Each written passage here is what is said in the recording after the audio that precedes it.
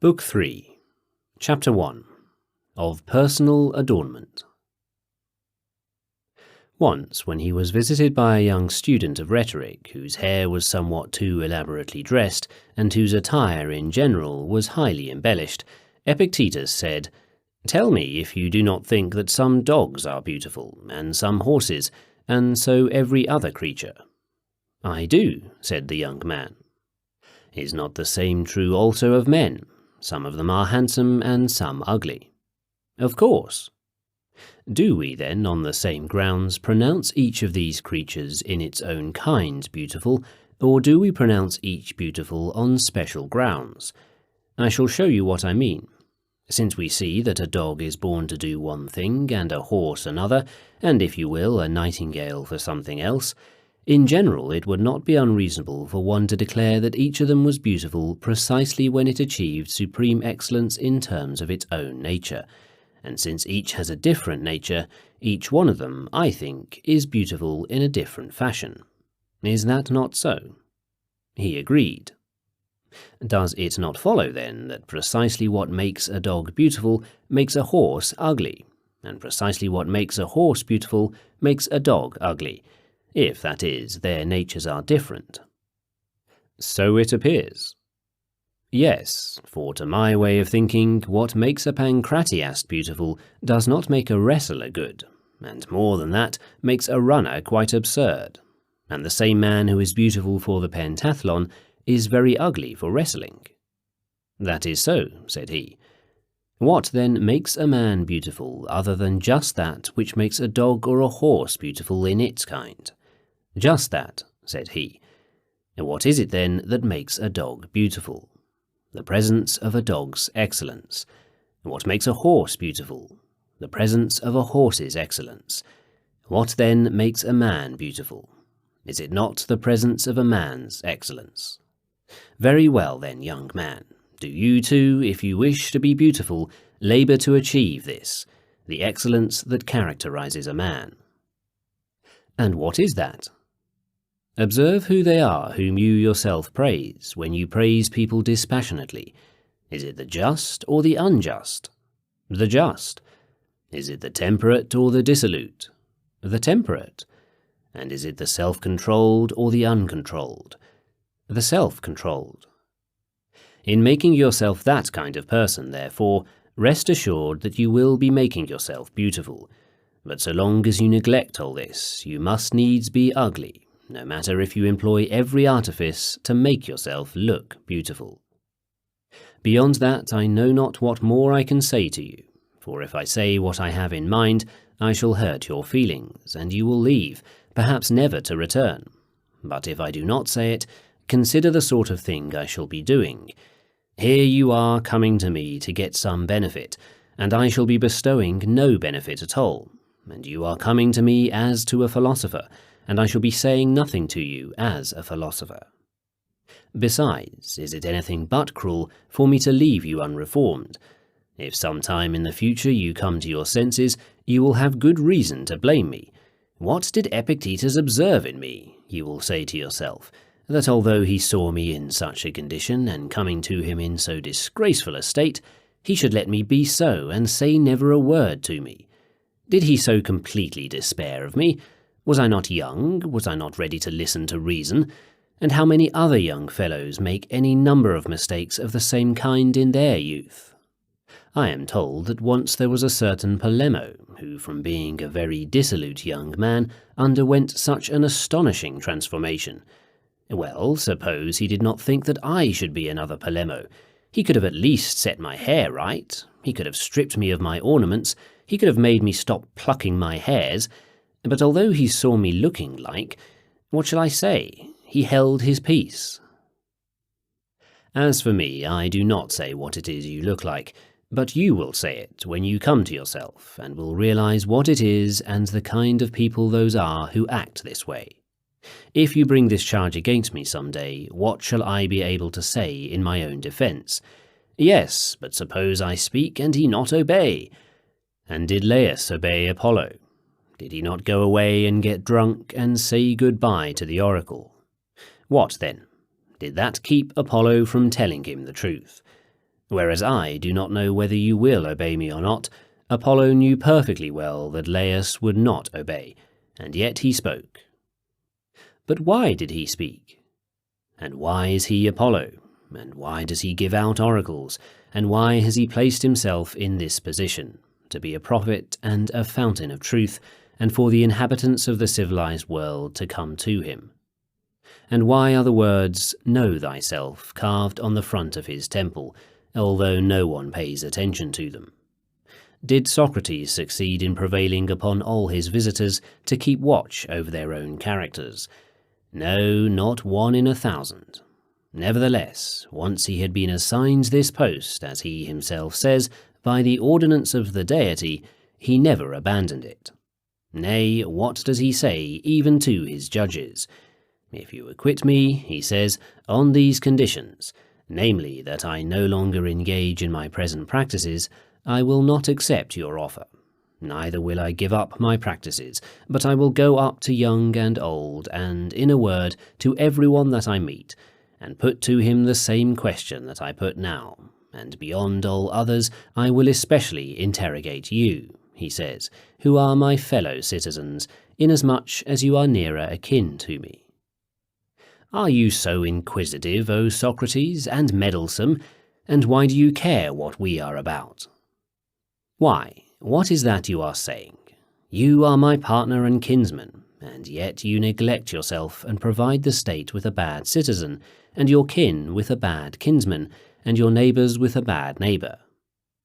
Well, who are you? Here it is a bold thing to say, I am he who must needs take interest in men. For no ordinary ox dares to withstand the lion himself, but if the bull comes up and withstands him, say to the bull, if you think fit, but who are you, and what do you care? Man, in every species, nature produces some superior individual, among cattle, dogs, bees, horses. Pray do not say to the superior individual, well then, who are you? Or if you do, it will get a voice from somewhere and reply to you. I am the same sort of thing as red in the mantle. Do not expect me to resemble the rest, and do not blame my nature because it has made me different from the rest. What follows?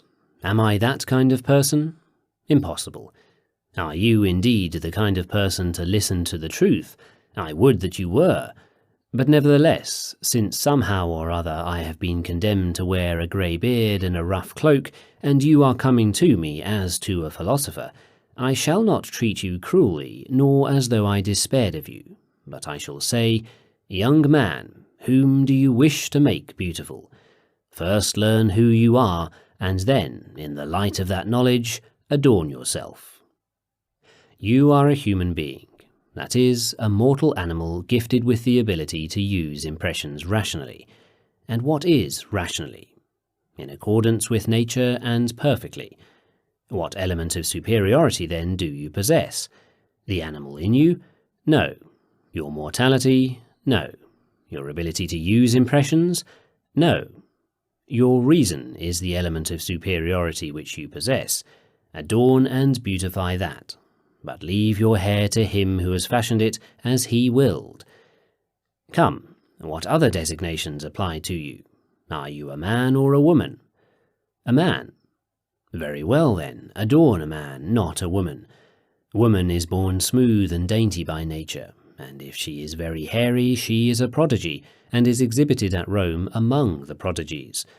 But for a man not to be hairy is the same thing, and if by nature he has no hair, he is a prodigy. But if he cuts it out and plucks it out himself, what shall we make of him? Where shall we exhibit him, and what notice shall we post? I will show you, we say to the audience, a man who wishes to be a woman rather than a man. What a dreadful spectacle! No one but will be amazed at the notice. By Zeus, I fancy that even the men who pluck out their own hairs do what they do without realizing what it means. Man, what reason have you to complain against your nature? Because it brought you into the world as a man? What then? Ought it to have brought all persons into the world as women? And if that had been the case, what good would you be getting of your self-adornment? For whom would you be adorning yourself, if all were women? Your paltry body doesn't please you, eh? Make a clean sweep of the whole matter. Eradicate your, what shall I call it, the cause of your hairiness. Make yourself a woman all over, so as not to deceive us, not half man and half woman. Whom do you wish to please? Frail womankind? Please them as a man. Yes, but they like smooth men. Oh, go hang. And if they liked sexual perverts, would you have become such a pervert? Is this your business in life? Is this what you have been born for, that licentious women should take pleasure in you? Shall we make a man like you a citizen of Corinth, and perchance a warden of the city, or superintendent of Ephebi, or general, or superintendent of the games?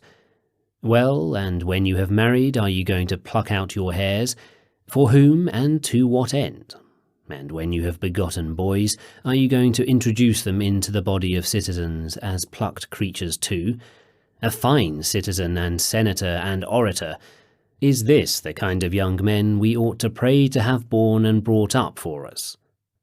By the gods, young man, may such not be your fate. But once you have heard these words, go away and say to yourself, "It was not Epictetus who said these things to me. Why, how could they have occurred to him? But it was some kindly god or other speaking through him. For it would not have occurred to Epictetus to say these things, because he is not in the habit of speaking to anyone. Come then, let us obey God, that we rest not under his wrath. Nay, but if a raven gives you a sign by his croaking, it is not the raven that gives the sign, but God through the raven.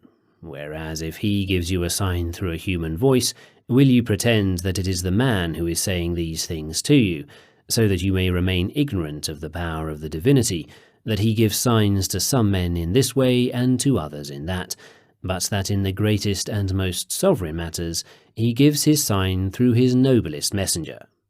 What else does the poet mean when he says, "Since ourselves we did warn him, sending down Hermes the messenger god, the slayer of Argus, neither to murder the husband himself, nor make love to his consort?"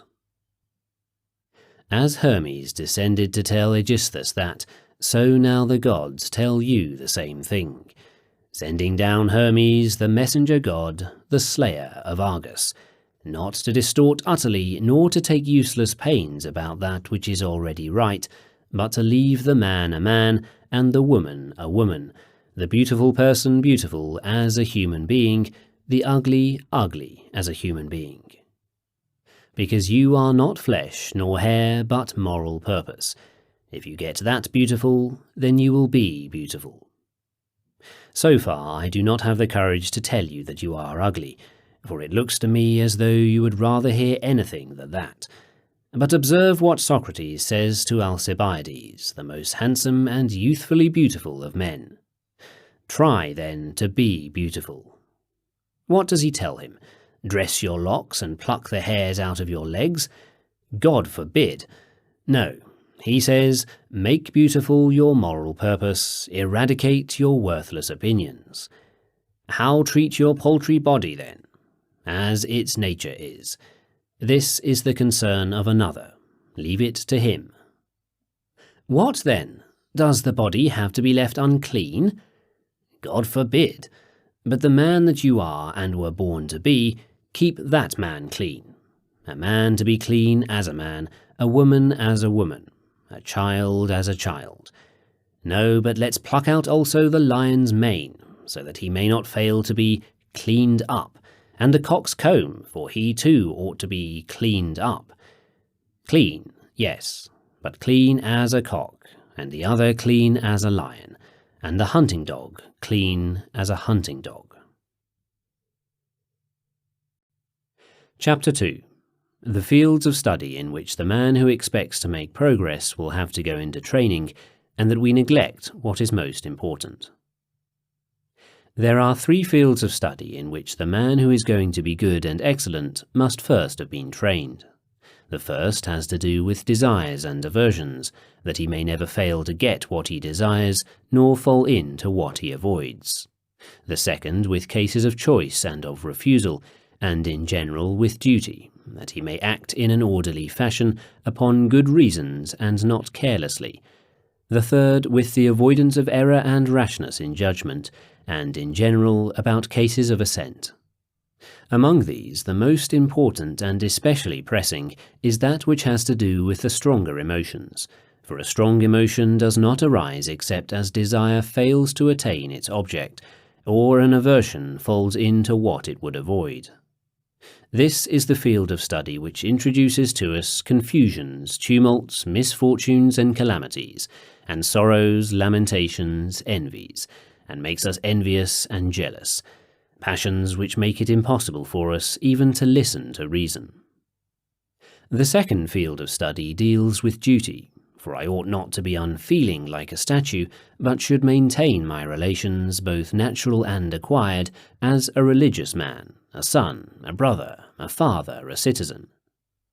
The third belongs only to those who are already making progress.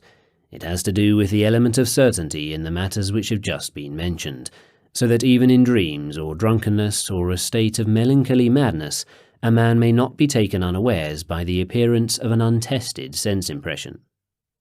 This, says someone, is beyond us. But philosophers nowadays pass by the first and second fields of study and concentrate upon the third, upon arguments which involve equivocal premises, which derive syllogisms by the process of interrogation, which involve hypothetical premises, and sophisms like the liar. Of course, he says, even when a man is engaged in subjects of this kind, he has to preserve his freedom from deception. But what kind of man ought to engage in them? Only the one who is already good and excellent. Do you, then, fall short in this? Have you already attained perfection in the other subjects? Are you proof against deception in handling small change? If you see a pretty wench, do you resist the sense impression? If your neighbour receives an inheritance, do you not feel a twinge of envy? And is security of judgment now the only thing in which you fall short? Wretch, even while you are studying these very topics, you tremble and are worried for fear someone despises you, and you ask whether anybody is saying anything about you. And if someone should come and say, "A discussion is arising as to who was the best of the philosophers. Someone who was there said that so-and-so was the only real philosopher," immediately your poor little 1-inch soul shoots up a yard high. But if another party to the discussion says, "Nonsense, it's a waste of time to listen to so-and-so. Why, what does he know? He has the rudiments, but nothing else," you are beside yourself. You grow pale, immediately you shout, "I'll show him who I am, that I am a great philosopher." Yet we see what a man is by just such conduct. Why do you wish to show it by anything else? Do you not know that Diogenes showed one of the sophists thus, pointing out his middle finger at him, and then, when the man was furious with rage, remarked, "That's so-and-so. I've pointed him out to you." For a man is not something like a stone or a stick of wood to be pointed out with a finger, but when one shows a man's judgments, then one shows him as a man. Let us take a look at your judgments too. Is it not evident that you set no value on your own moral purpose, but look beyond to the things that lie outside the province of the moral purpose, namely what so-and-so will say, and what impression you will make, whether men will think you a scholar, or that you have read Chrysippus or Antipater? Why, if you have read them and Archidamus too, you have everything. Why are you any longer worried for fear you will not show us who you are? Do you wish me to tell you what kind of man you have shown us that you are? A person who comes into our presence, mean, hypercritical, quick-tempered, cowardly, fault-finding with everything, blaming everybody, never quiet, vain-glorious. These are the qualities which you have exhibited to us. Go away now and read Archidamus. Then if a mouse falls down and makes a noise, you are dead with fright. For the same kind of death awaits you that carried off What was his name? Oh yes, Crinus. He too was proud of himself because he could understand Archidamus. Wretch, are you not willing to let alone those things that do not concern you? They are appropriate for those who can study them without disturbance of spirit, who have the right to say, I do not yield to anger or sorrow or envy. I am not subject to restraint or to compulsion. What do I yet lack? I enjoy leisure, I have peace of mind. Let us see how we ought to deal with equivocal premises in arguments. Let us see how a person may adopt a hypothesis and yet not be led to an absurd conclusion. These things belong to men of that type. When men are prospering, it is appropriate to light a fire, to take luncheon, and, if you will, even to sing and dance. But when the ship is already sinking, you come up to me and start to hoist the topsails. Chapter 3. What is the subject matter with which the good man has to deal, and what should be the chief object of our training? The subject matter with which the good and excellent man has to deal is his own governing principle. That of a physician and the masseur is the body, of a farmer is his farm, but the function of the good and excellent man is to deal with his impressions in accordance with nature. Now, just as it is the nature of every soul to assent to the true, dissent from the false, and to withhold judgment in a matter of uncertainty, so it is its nature to be moved with desire toward the good, with aversion toward the evil, and feel neutral toward what is neither evil nor good. For just as neither the banker nor the greengrocer may legally refuse the coinage of Caesar, but if you present it, whether he will or no, he must turn over to you what you are purchasing with it, so it is also with the soul. The instant the good appears, it attracts the soul to itself, while the evil repels the soul from itself. A soul will never refuse a clear sense impression of good, any more than a man will refuse the coinage of Caesar. On this concept of the good hangs every impulse to act both of man and of God. That is why the good is preferred above every form of kinship. My father is nothing to me, but only the good. Are you so hard-hearted? Yes, that is my nature. This is the coinage which God has given me. For that reason, if the good is something different from the noble and the just, then father and brother and country and all relationships simply disappear. But shall I neglect my good so that you may have it? And shall I make way for you? What for? I am your father, but not a good. I am your brother, but not a good. If, however, we define the good as consisting in a right moral purpose, then the mere preservation of the relationships of life becomes a good, and furthermore, he who gives up some of the externals achieves the good. My father is taking away my money, but he is doing you no harm. My brother is going to get the larger part of the farm. Let him have all he wants. That does not help him at all get a part of your modesty, does it? Or of your fidelity, or of your brotherly love. Why, from a possession of this kind, who can eject you? Not even Zeus. Nay, nor did he even wish to, but this matter he put under my control, and he gave it to me even as he had it himself, free from hindrance, compulsion, restraint. When, therefore, different persons have different pieces of coinage, a man offers the coin and gets what is bought by it.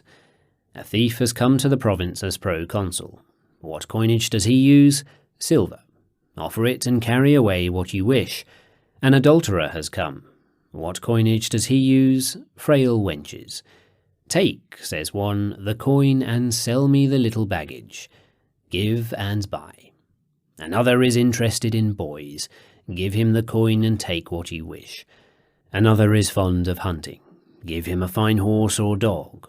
With sighs and groans he will sell for it what you wish, for another constrains him from within, the one who has established this currency. It is chiefly with this principle in mind that a man must exercise himself. Go out of the house at early dawn, and no matter whom you see or whom you hear, examine him, and then answer as you would to a question. What did you see? A handsome man or a handsome woman? Apply your rule. Is it outside the province of the moral purpose or inside? Outside. Away with it. What did you see? A man in grief over the death of his child. Apply your rule. Death lies outside the province of the moral purpose. Out of the way with it. Did a consul meet you? Apply your rule. What sort of thing is a consulship? Outside the province of the moral purpose or inside? Outside. Away with it too. It does not meet the test. Throw it away. It does not concern you. If we had kept doing this and had exercised ourselves from dawn till dark with this principle in mind, by the gods, something would have been achieved. But as it is, we are caught gaping straightway at every external impression that comes along, and we wake up a little only during the lecture, if indeed we do so even then. After that is over, we go out, and if we see a man in grief, we say, "It is all over with him." If we see a consul, we say, "Happy man." If we see an exile, "Poor fellow," or a poverty-stricken person, "Wretched man, he has nothing with which to get a bite to eat." These, then, are the vicious judgments which we ought to eradicate. This is the subject upon which we ought to concentrate our efforts.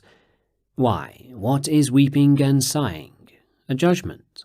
What is misfortune? A judgment. What are strife, disagreement, fault-finding, accusing, impiety, foolishness? They are all judgments, and that too, judgments about things that lie outside the province of moral purpose, assumed to be good or evil. Let a man but transfer his judgments to matters that lie within the province of the moral purpose, and I guarantee that he will be steadfast, whatever be the state of things about him. The soul is something like a bowl of water, and the external impressions something like the ray of light that falls upon the water.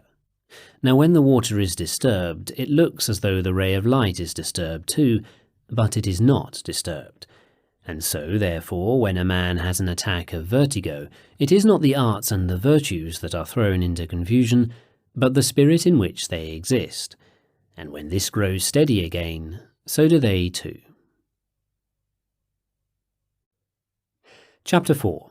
To the man who took sides in an undignified manner while in a theatre. The procurator of Epirus took the side of a comic actor in a somewhat undignified manner, and was reviled by the people for doing so. Thereupon he brought word to Epictetus that he had been reviled, and gave expression to his indignation at the men who had so reviled him. "Why, what wrong were they doing?" said Epictetus. "They too were taking sides, just as you yourself were." But when the other asked, "Is that the way, then, in which a man takes sides?" he replied, "Yes, they saw you, their governor, the friend and procurator of Caesar, taking sides in this way, and weren't they likely to take sides themselves in the same way? Why, if people should not take sides in this way, you had better not do so yourself. But if they should, why are you angry if they imitated you? For whom have the people to imitate but you, their superior? Whom do they look to but you when they go to the theatres? 'See,' says one of them, 'how the procurator of Caesar acts in the theatre. He shouts. Very well, I'll shout too. He jumps up and down. I'll jump up and down too. His clack of slaves sit in different parts of the house and shout, whereas I haven't any slaves. Very well, I'll shout as loud as I can to make up for all of them.' You ought to know, then, that when you enter the theatre, you enter as a standard of behaviour and as an example to the rest, showing them how they ought to act in the theatre. Why, then, did they revile you? Because every man hates what stands in his way. They wanted so-and-so to get the crown, while you wanted the other man to get it. They were standing in your way and you in theirs. You turned out to be the stronger. They did what they could, and reviled what was standing in their way. What then do you wish? That you should be able to do what you wish, but that they should not even say what they wish? And what is there surprising in all that? Don't the farmers revile Zeus when he stands in their way? Don't the sailors revile Zeus? Do men ever stop reviling Caesar? What then? Doesn't Zeus know about it? Isn't Caesar informed of what is said? What, then, does he do? He knows that if he punishes all who revile him, he will have no one left to rule over. What, then? Ought you upon entering the theatre to say, "Come, let's see that Sophron gets the crown," and not rather, "Come, let me in this subject matter maintain my moral purpose in accord with nature. No one is dearer to me than myself. It is absurd, therefore, for me to let myself be hurt in order that another man may win a victory as a comic actor. Whom then do I wish to win the victory? The victor, and so the one whom I wish to win the victory will always win it. But I wish Sophron to get the crown. Stage as many contests as you will in your own house, and proclaim him victor in the Nemean, Pythian, Isthmian, and Olympic games. But out in public, do not arrogate yourself more than your due, and do not filch away a public privilege. Otherwise you must put up with being reviled, because when you do the same things that the people do, you are putting yourself on their level. Chapter 5. To those who leave school because of illness. "I am ill here," says one of the students, "and want to go back home." What, were you free from illness at home? Do you not raise the question whether you are doing here any of the things that have a bearing upon your moral purpose, so that it shall be improved? For if you are not accomplishing anything, it was no use for you to have come in the first place. Go back and tend to your affairs at home, for if your governing principle cannot be brought into conformity with nature, no doubt your paltry piece of land can be made to conform with it. You will increase the amount of your small change, you will care for your father in his old age, you will walk up and down in the markets, you will hold office. A poor wretch yourself, you will do wretchedly whatever comes next. But if you understand yourself, namely that you are putting away certain bad judgments and taking on others in their place, and that you have transferred your status from what lies outside the province of the moral purpose to what lies inside the same, and if you ever say, "Alas, you are speaking not for your father's sake or for your brother's sake, but for my own sake," then why take account of illness any longer? Do you not know that disease and death needs must overtake us no matter what we are doing? They overtake the farmer at his work in the fields, the sailor on the sea. What do you wish to be doing when it overtakes you? For no matter what you do, you will have to be overtaken by death. If you have anything better to be doing when you are so overtaken, get to work on that. As for me, I would fain that death overtook me, occupied with nothing but my own moral purpose, trying to make it tranquil, unhampered, unconstrained, free. This is what I wish to be engaged in when death finds me, so that I may be able to say to God, "Have I in any respect transgressed thy commands?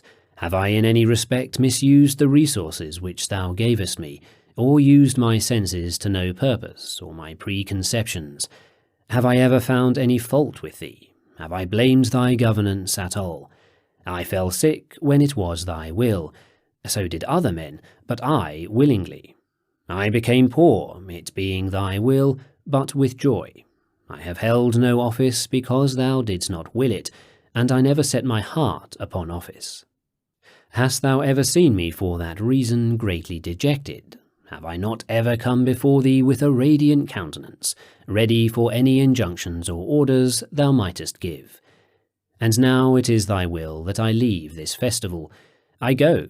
I am full of gratitude to thee that thou hast deemed me worthy to take part in this festival with thee, and to see thy works, and to understand thy governance. Be this my thought, this my writing, this my reading, when death comes upon me. But my mother will not hold my head in her arms when I am ill. Very well, go back to your mother.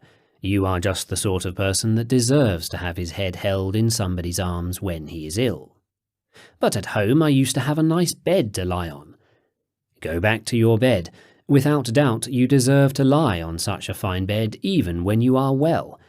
Pray, then, do not lose by staying here what you can do there. But what does Socrates say? As one man rejoices, remarks he, in improving his own farm, and another his own horse, so I rejoice day by day in following the course of my own improvement. In what respect? In little philosophic phrases? Man, hold your tongue. In little philosophic theories, then? What are you doing?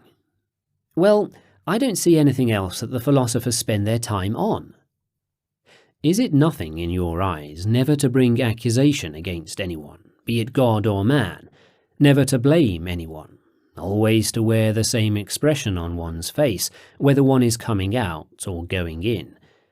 These are the things which Socrates knew, and yet he never said that he either knew or taught anything. But if someone called for little philosophic phrases or theories, he used to take them over to Protagoras or Hippias. It was just as though someone had come to him for fresh vegetables, and he would have taken them over to the market gardener. Who then among you makes this purpose of Socrates the purpose of his own life? Why, if you did, you would have been glad even to be ill, and to go hungry, and to die. If any one of you was ever in love with a pretty wench, he knows that what I say is true. Chapter 6.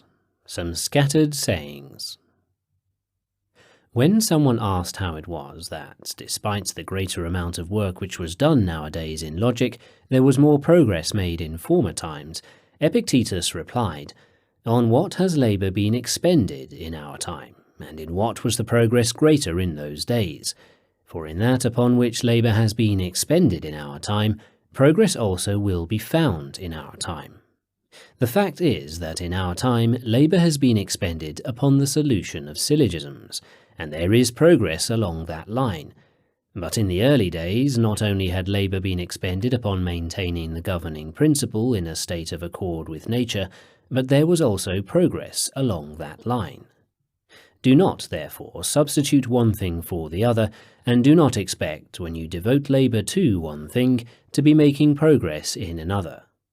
But see whether any one of us who is devoting himself to keeping in a state of conformity with nature, and spending his life so, fails to make progress, for you will find that there is none of whom that is true. The good man is invincible, naturally, for he enters no contest where he is not superior. If you want my property in the country, says he, take it. Take my servants, take my office, take my paltry body. But you will not make my desire fail to get what I will, nor my aversion fall into what I would avoid. This is the only contest into which the good man enters, one, namely, that is concerned with the things which belong in the province of the moral purpose. How, then, can he help but be invincible? When someone asked him what general perception was, he replied, "Just as a sense of hearing which distinguishes merely between sounds would be called general, but that which distinguishes between tones is no longer general but technical, so there are certain things which those men who are not altogether perverted see by virtue of their general faculties. Such a mental constitution is called general perception. It is not an easy thing to prevail upon soft young men. No, and you can't catch soft cheese on a fishhook either. But the gifted young men, even if you try to turn them away, take hold of reason all the more firmly." And so also Rufus, for the most part, tried to dissuade men, using such efforts to dissuade as a means of discriminating between those who were gifted and those who were not. For he used to say, "Just as a stone, even if you throw it upwards, will fall downwards to earth by virtue of its very constitution, so is also the gifted man. The more one beats him back, the more he inclines toward his natural object."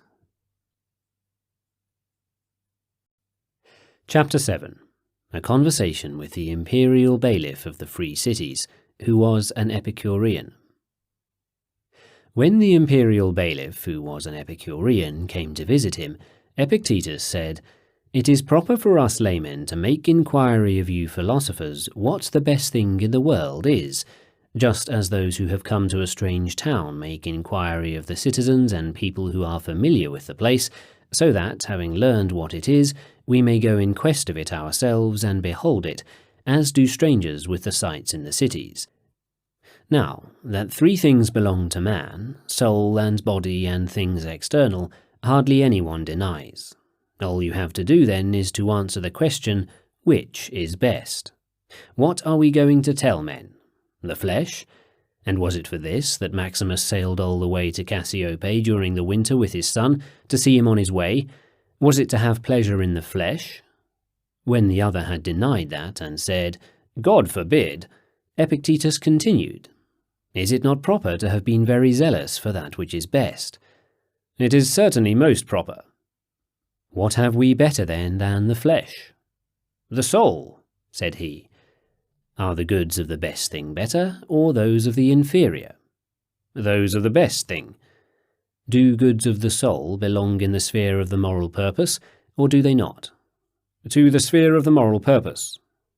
Is the pleasure of the soul, therefore, something that belongs in this sphere? He agreed. At what is this produced? At itself? But that is inconceivable. For we must assume that there is already in existence a certain antecedent essence of the good, by partaking of which we shall feel pleasure of soul. He agreed to this also. At what, then, are we going to feel this pleasure of soul? If it is at the goods of the soul, the essence of the good has already been discovered. For it is impossible that one thing be good, and yet that it is justifiable for us to take delight in something else, nor again that when the antecedent is not good, the consequent be good, because in order to justify the consequent, the antecedent must be good. But say not so, you Epicureans, if you are in your right mind, for you will be saying what is inconsistent both with Epicurus and with the rest of your doctrines. The only thing left for you to say is that pleasure of soul is pleasure in the things of the body, and then they become matters of prime importance, and the true nature of the good. That is why Maximus acted foolishly if he made his voyage for the sake of anything but the flesh, that is, for the sake of anything but the best. And a man acts foolishly too, if, when he is judge and able to take the property of other men, he keeps his hands off it. But, if you please, let us consider this point only, that the stealing be done secretly, safely, without anybody's knowledge.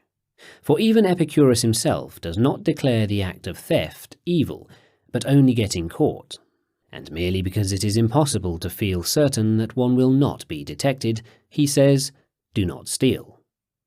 But I tell you that if it is done adroitly and circumspectly, we shall escape detection.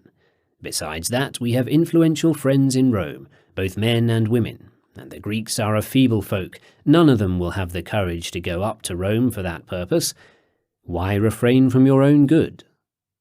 This is foolish, it is silly, and again, I shall not believe you, even if you tell me that you do refrain. For just as it is impossible to assent to what is seen to be false and to reject what is true, so it is impossible to reject what is seen to be good. Now, wealth is a good, and when it comes to pleasures is, so to speak, the thing most productive of them.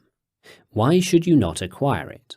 And why should you not seduce your neighbour's wife if we can escape detection? And if her husband talks nonsense, why should we not break his neck to boot? That is, if you wish to be a proper sort of philosopher, a perfect one, consistent with your own doctrines. If not, you will be no better than we who bear the name of Stoics, for we too talk of one thing and do another. We talk of the noble and do the base. But you will be perverse in the opposite way, laying down base doctrines and doing noble deeds. In the name of God, I ask you, can you imagine an Epicurean state? And one man says, I do not marry. Neither do I, says another, for people ought not to marry. No, nor have children. No, nor perform the duties of a citizen. And what do you suppose will happen then? Where are the citizens to come from? Who will educate them? Who will be superintendent of the ephebi or gymnasium director? Yes, and what will either of these teach them? What the young men of Lacedaemon or Athens were taught? Take me, a young man, bring him up according to your doctrines. Your doctrines are bad, subversive of the state, destructive to the family, not even fit for women. Drop these doctrines, man. You live in an imperial state. It is your duty to hold office, to judge uprightly, to keep your hands off the property of other people.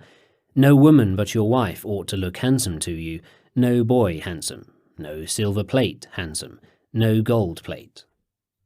Look for doctrines consistent with these principles of conduct, doctrines which will enable you to refrain gladly from matters so persuasive to attract and to overpower a man.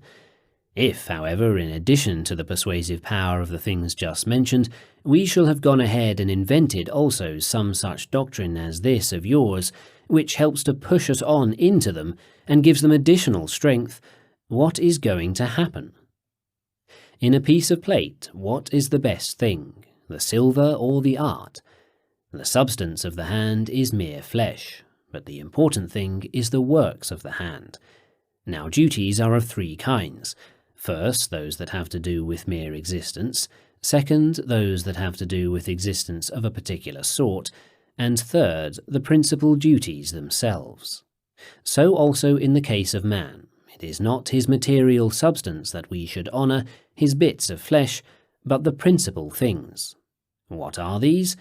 The duties of citizenship, marriage, begetting children, reverence to God, care of parents, in a word, desire, avoidance, choice, refusal, the proper performance of each one of these acts, and that is in accordance with our nature. And what is our nature? To act as free men, as noble, as self-respecting. Why, what other living being blushes? What other comprehends the impression of shame? And it is our nature to subordinate pleasure to these duties as their servant, their minister, so as to arouse our interests and keep us acting in accordance with nature. But I am rich and need nothing. Why, then, do you still pretend to be a philosopher? Your gold and silver plate are enough to satisfy you. What do you need doctrines for? Yes, but I sit too as judge over the Hellenes. Do you know how to sit as judge? What has brought you to know that? Caesar wrote credentials for me. Let him write you credentials that will allow you to sit as a judge in music and literature, and what good will it do you? However this may be, there is another question, and that is, how did you come to be a judge? Whose hand did you kiss? That of Symphorus or that of Numenius? In front of whose bedroom door did you sleep? To whom did you send presents? After all, don't you recognize that the office of judge is worth exactly as much as Numenius is? But I can throw whom I will into prison, as you can a stone. But I can have beaten to death with a club whom I will, as you can an ass. That is not governing men. Govern us as rational beings by pointing out to us what is profitable, and we will follow you. Point out what is unprofitable, and we will turn away from it. Bring us to admire and emulate you, as Socrates brought men to admire and emulate him. He was the one person who governed people as men, in that he brought them to subject to him their desire, their aversion, their choice, their refusal. Do this, do not do this, otherwise I will throw you into prison. Say that, and yours ceases to be a government as over rational beings. Nay, rather say, as Zeus has ordained, do this. If you do not do so, you will be punished, you will suffer injury. What kind of injury? No injury but that of not doing what you ought. You will destroy the man of fidelity in you, the man of honour, the man of decent behaviour. You need not look for greater injuries than these. Chapter 8. How ought we to exercise ourselves to deal with the impressions of our senses? As we exercise ourselves to meet the sophistical interrogations, so we ought also to exercise ourselves daily to meet the impressions of our senses, because these too put interrogations to us. So-and-so's son is dead. Answer, that lies outside the sphere of the moral purpose, it is not an evil. His father has disinherited so-and-so, what do you think of it? That lies outside the sphere of the moral purpose, it is not an evil. Caesar has condemned him. That lies outside the sphere of the moral purpose, it is not an evil. He was grieved at all this. That lies within the sphere of the moral purpose. It is an evil. He has borne up under it manfully. That lies within the sphere of the moral purpose. It is a good. Now, if we acquire this habit, we shall make progress, for we shall never give our assent to anything but that of which we get a convincing sense impression. His son is dead. What happened? His son is dead. Nothing else? Not a thing. His ship is lost. What happened? His ship is lost. He was carried off to prison. What happened? He was carried off to prison. But the observation, he has fared ill, is an addition that each man makes of his own responsibility. But, you say, Zeus does not do right in all this. What makes you think so? Because he has made you capable of patient endurance and high-minded, because he has taken from these things the quality of being evils, because you are permitted to suffer these things and still to be happy, because he has opened for you the door whenever they are not to your good. Man, go out and do not complain. Hear how the Romans feel about philosophers, if you care to know. Italicus, who has a very great reputation among them as a philosopher, once, when I was present, got angry at his friends, as though he was suffering something intolerable, and said, "I cannot bear it. You are the death of me. You will make me just like him," and pointed at me. Chapter 9. To a certain rhetorician who was going to Rome for a lawsuit. There came in to visit Epictetus one day a man who was on his way to Rome, where he was engaged in a lawsuit involving an honour to be bestowed on him. Epictetus asked what the reason was for the trip to the capital, and the man proceeded to ask what opinion he had about the matter. "If you ask me what you are going to do in Rome," says Epictetus, "whether you will succeed or fail, I have no precept to offer. If, however, you ask how you are going to fare, I have this to say. If you have sound judgments, you will fare well. If unsound judgments, ill, since in every case the way a man fares is determined by his judgment. For what is it that made you eager to be elected patron of the people of Knossos? Your judgment. What is it that impels you now to go up to Rome? Your judgment. And that in stormy weather, in danger, and at expense." "Yes, but I have to." "Who tells you that? Your judgment. Very well then, if man's judgments determine everything, and if a man has unsound judgments, whatever be the cause, such also will be the consequence. Do we all then have sound judgments, both you and your opponent? If so, then how do you come to disagree? But do you have sound judgments rather than he? Why? You think so. So does he, and so do madmen. This is a poor criterion. But show me that you have made any study of your own judgments and have paid attention to them. And as now you are sailing to Rome so as to become patron of the men of Knossos, and you are not satisfied to stay at home and keep the honours which you had, but you have set your heart upon something greater and more conspicuous, so did you ever make a voyage for the purpose of studying your own judgments, and of rejecting one if it is unsound? Whom have you ever visited for this purpose? What time have you set yourself? What period of your life? Review the periods of your life, all to yourself if you are ashamed to do so before me. When you were a boy, were you in the habit of examining your judgments? Did you not habitually do what you then did, just as you do everything now? And when you grew to be a youth, and were attending the lectures of the rhetoricians, and were yourself practising, what did you fancy that you yet lacked? And when you were a young man and began to take part in politics and to plead cases yourself and to have a good reputation, who any longer seemed in your eyes to be your equal? Would you, under any circumstances, have submitted to be put through an examination on the charge that you had wretched judgments? Very well, then, what do you wish me to say to you? Help me in this affair. I have no precepts to offer for this, and you too, if you came to me for this purpose, have not come to me as to a philosopher, but as to a vegetable dealer, as to a cobbler. To what end, then, do philosophers have precepts to offer? To this end, that whatever happen, our governing principle shall be, and abide to the end, in accord with nature. Do you regard that as a trifle? No, it is of the utmost moment. What, then? Does this require only a little time, and is it possible to acquire it on a passing visit? Acquire it, then, if you can. Then you will say, when I met Epictetus, it was like meeting a stone, a statue. Yes, for you took a look at me and nothing more.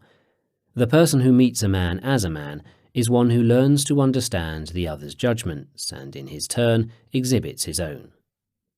Learn to know my judgments, show me your own, and then say you have met me. Let us put one another to the test.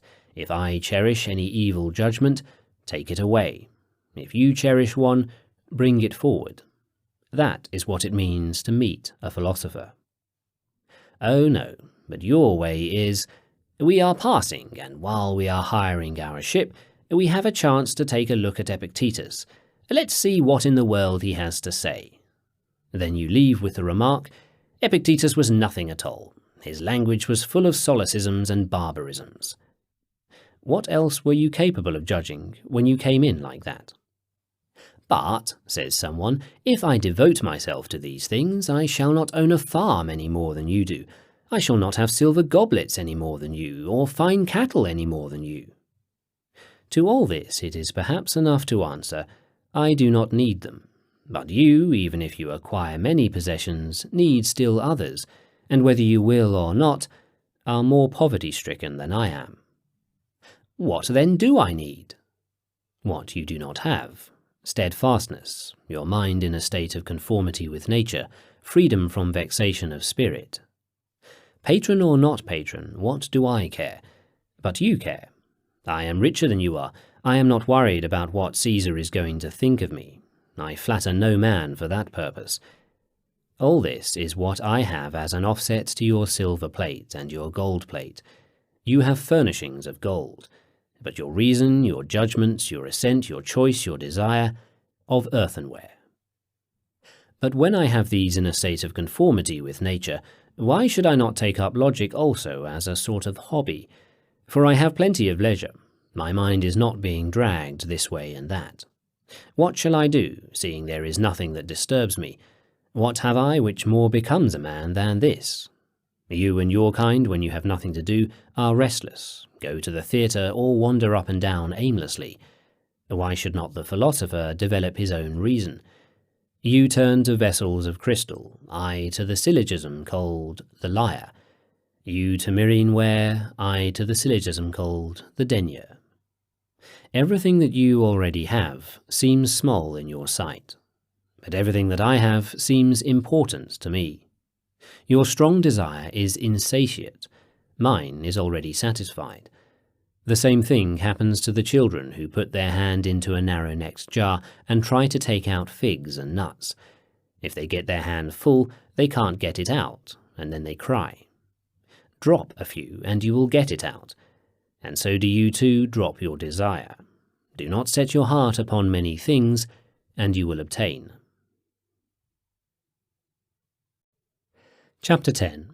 How ought we to bear our illnesses? When the need arises for each separate judgment, we ought to have it ready. At lunch, our judgments about lunch. At the bath, our judgments about a bath. In bed, our judgments about a bed. Also allow not sleep to draw nigh to your languorous eyelids, ere you have reckoned up each several deed of the daytime.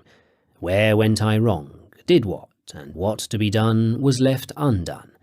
Starting from this point, review then your acts, and thereafter remember, censure yourself for the acts that are base, but rejoice in the goodly. And keep these verses on hand to use, not by way of exclamations, as we cry, Paean Apollo.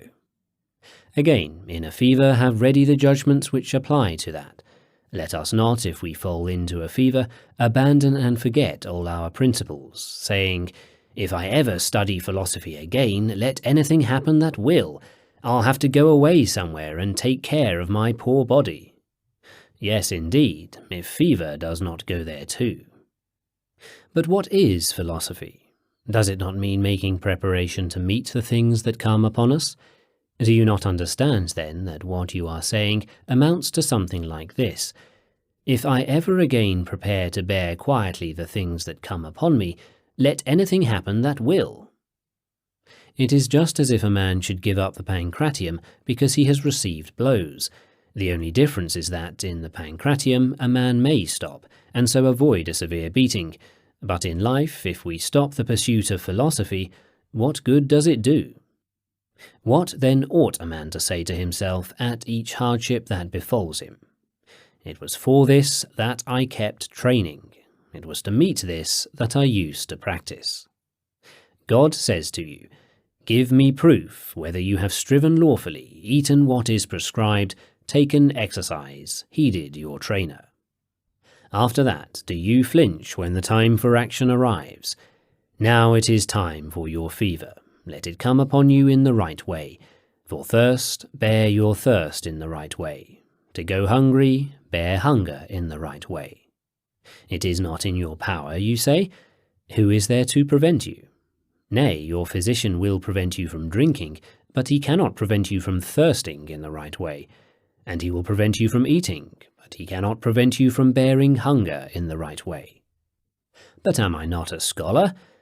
And for what purpose do you devote yourself to scholarship? Slave, is it not that you may be happy? Is it not that you may be secure? Is it not that you may conform to nature and live your life in that way? What prevents you, when you have a fever, from having your governing principle conform with nature? Here is the proof of the matter, the test of the philosopher. For this too is a part of life, like a stroll, a voyage, a journey, such is also a fever. I presume you do not read while taking a stroll, do you? No, no more than when you have a fever. But if you stroll in the right way, you perform what is expected of a stroller. If you have fever in the right way, you perform the things expected of the man who has a fever. What does it mean to have fever in the right way? Not to blame God or man, not to be overwhelmed by what happens to you, to await death bravely and in the right way, to do what is enjoined upon you. When your physician comes to see you, not to be afraid of what he will say, and at the same time not to be carried away with joy if he says, "You are doing splendidly." For what good to you lay in that remark? Why, when you were well, what good was it to you? It means not to be downhearted too if he says, "You are in a bad way." For what does it mean to be in a bad way? That you are close to a separation of the soul from the body. What then is terrifying about that? If you do not draw near now, will you not draw near later? And is the universe going to be upset when you die? Why then do you wheedle your physician? Why do you say, "If you wish, master, I shall get well"? Why do you give him occasion to put on airs? Why not give him just what is his due? As I give the shoemaker his due about my foot, the builder his due about my house, so also the physician his due about my paltry body, something that is not mine, something that is by nature dead. These are the things that the moment demands for a man who is in a fever. If he meets these demands, he has what properly belongs to him. For it is not the business of the philosopher to guard these external matters, neither his paltry wine, nor his paltry oil, nor his paltry body. But what? His own governing principle. And how treat externals? Only so far as not to act thoughtlessly about them. What proper occasion is there then any longer for fear? What proper occasion then any longer for anger, or for fear about things that are not his own concern, worthless things? For here are the two principles that you ought to have ready at hand. Outside the sphere of the moral purpose, there is nothing either good or bad, and we ought not to lead events, but to follow them. My brother ought not to have treated me so. No, but it is for him to look to that. As for me, no matter how he behaves, I shall observe all my relations to him as I ought.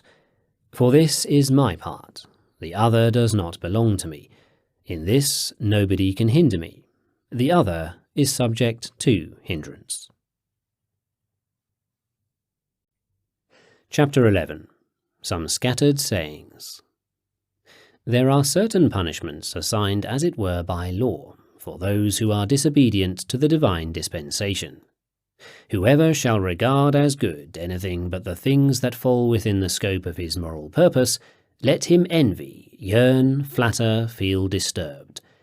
Whoever shall regard anything else as evil, let him sorrow, grieve, lament, be unhappy. Nevertheless, for all that we are so severely punished, we cannot desist. Remember what the poet says about the stranger. Stranger, I may not with right dishonour a stranger, not even worse man were he than art thou, for of God are all strangers and beggars. This, then, is what one should have ready to use in the case of a father. I may not rightfully dishonour a father, not even if a worse man than art thou should come, for of Zeus, the god of fathers, are they all. And so in the case of a brother, for of Zeus, the god of kindred, are they all. And similarly, in the other social relations, we shall find Zeus overseeing them all. Chapter 12. Of Training. We ought not to take our training in things that are unnatural or fantastic, since in that case we who profess to be philosophers will be no better than mountebanks. For it is a hard thing also to walk a tightrope, and not merely hard but dangerous too.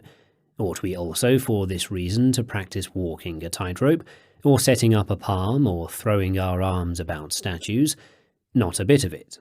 Not every difficult and dangerous thing is suitable for training, but only that which is conducive to success in achieving the object of our effort. And what is the object of our effort? To act without hindrance in choice and in aversion. And what does this mean? Neither to fail to get what we desire, nor to fall into what we would avoid. Toward this end, therefore, our training also should tend.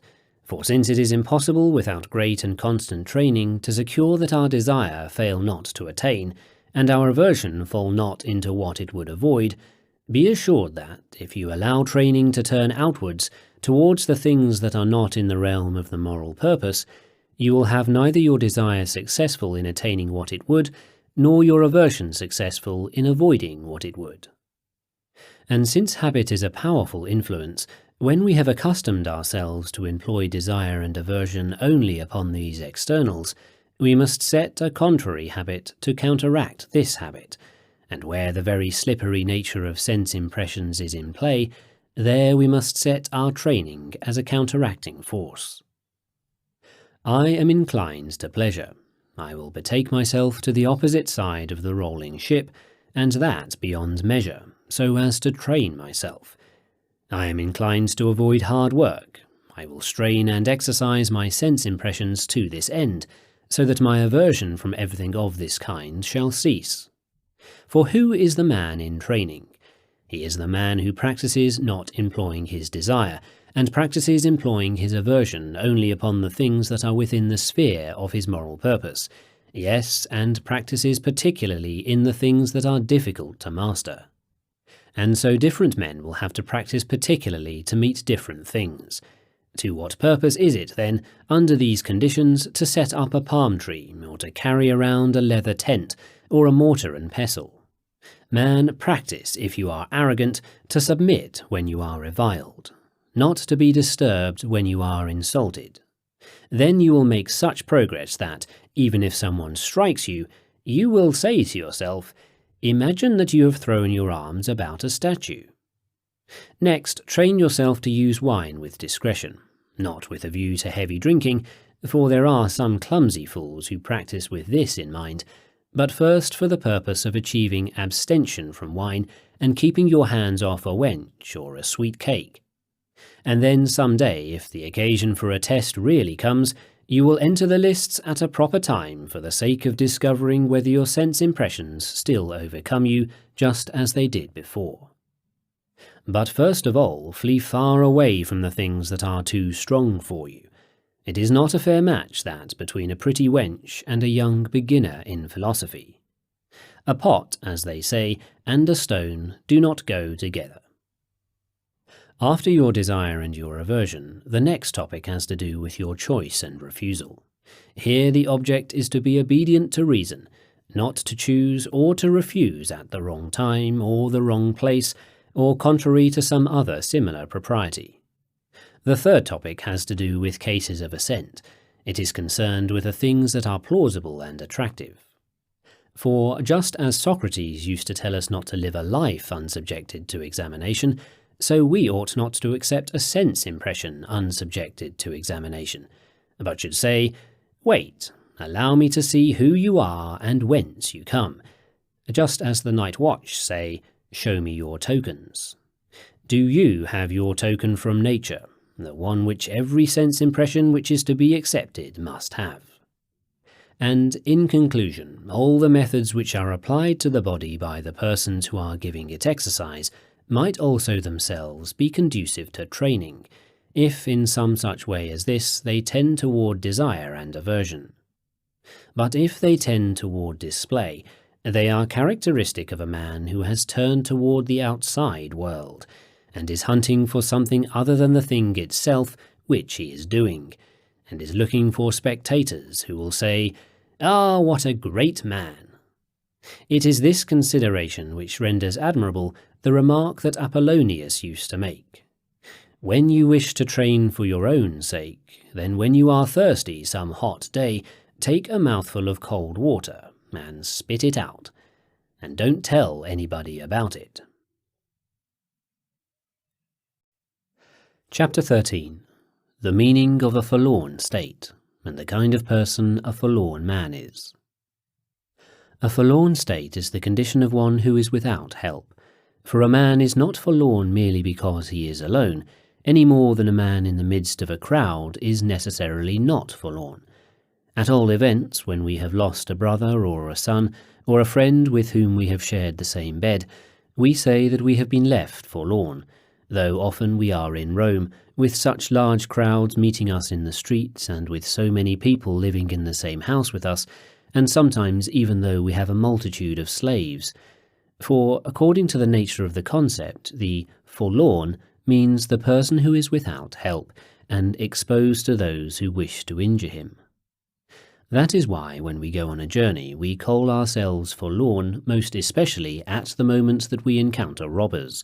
For it is not the sight of a human being as such which puts an end to our forlorn condition, but the sight of a faithful and unassuming and helpful human being. Why, if being alone is enough to make one forlorn, you will have to say that even Zeus himself is forlorn at the world conflagration, and bewails himself, "Wretched me, I have neither Hera nor Athena nor Apollo, nor in a word brother or son or grandson or kinsman." There are even those who say that this is what he does when left alone at the world conflagration, for they cannot conceive of the mode of life of one who is all alone, starting as they do from a natural principle, namely the facts of natural community of interest among men, and mutual affection, and joy in intercourse. But one ought nonetheless to prepare oneself for this also, that is, to be able to be self-sufficient, to be able to commune with oneself. Even as Zeus communes with himself, and is at peace with himself, and contemplates the character of his governance, and occupies himself with ideas appropriate to himself, so ought we also to be able to converse with ourselves, not to be in need of others, not to be at a loss for some way to spend our time. We ought to devote ourselves to the study of the divine governance, and of our own relation to all other things, to consider how we used to act toward the things that happen to us, and how we act now, what the things are that still distress us, how these too can be remedied, or how removed. If any of these matters that I have mentioned need to be brought to perfection, to perfect them in accordance with the principle of reason inherent in them. Behold now, Caesar seems to provide us with profound peace. There are no wars any longer, nor battles, nor brigandage on a large scale, nor piracy, but at any hour we may travel by land or sail from the rising sun to its setting.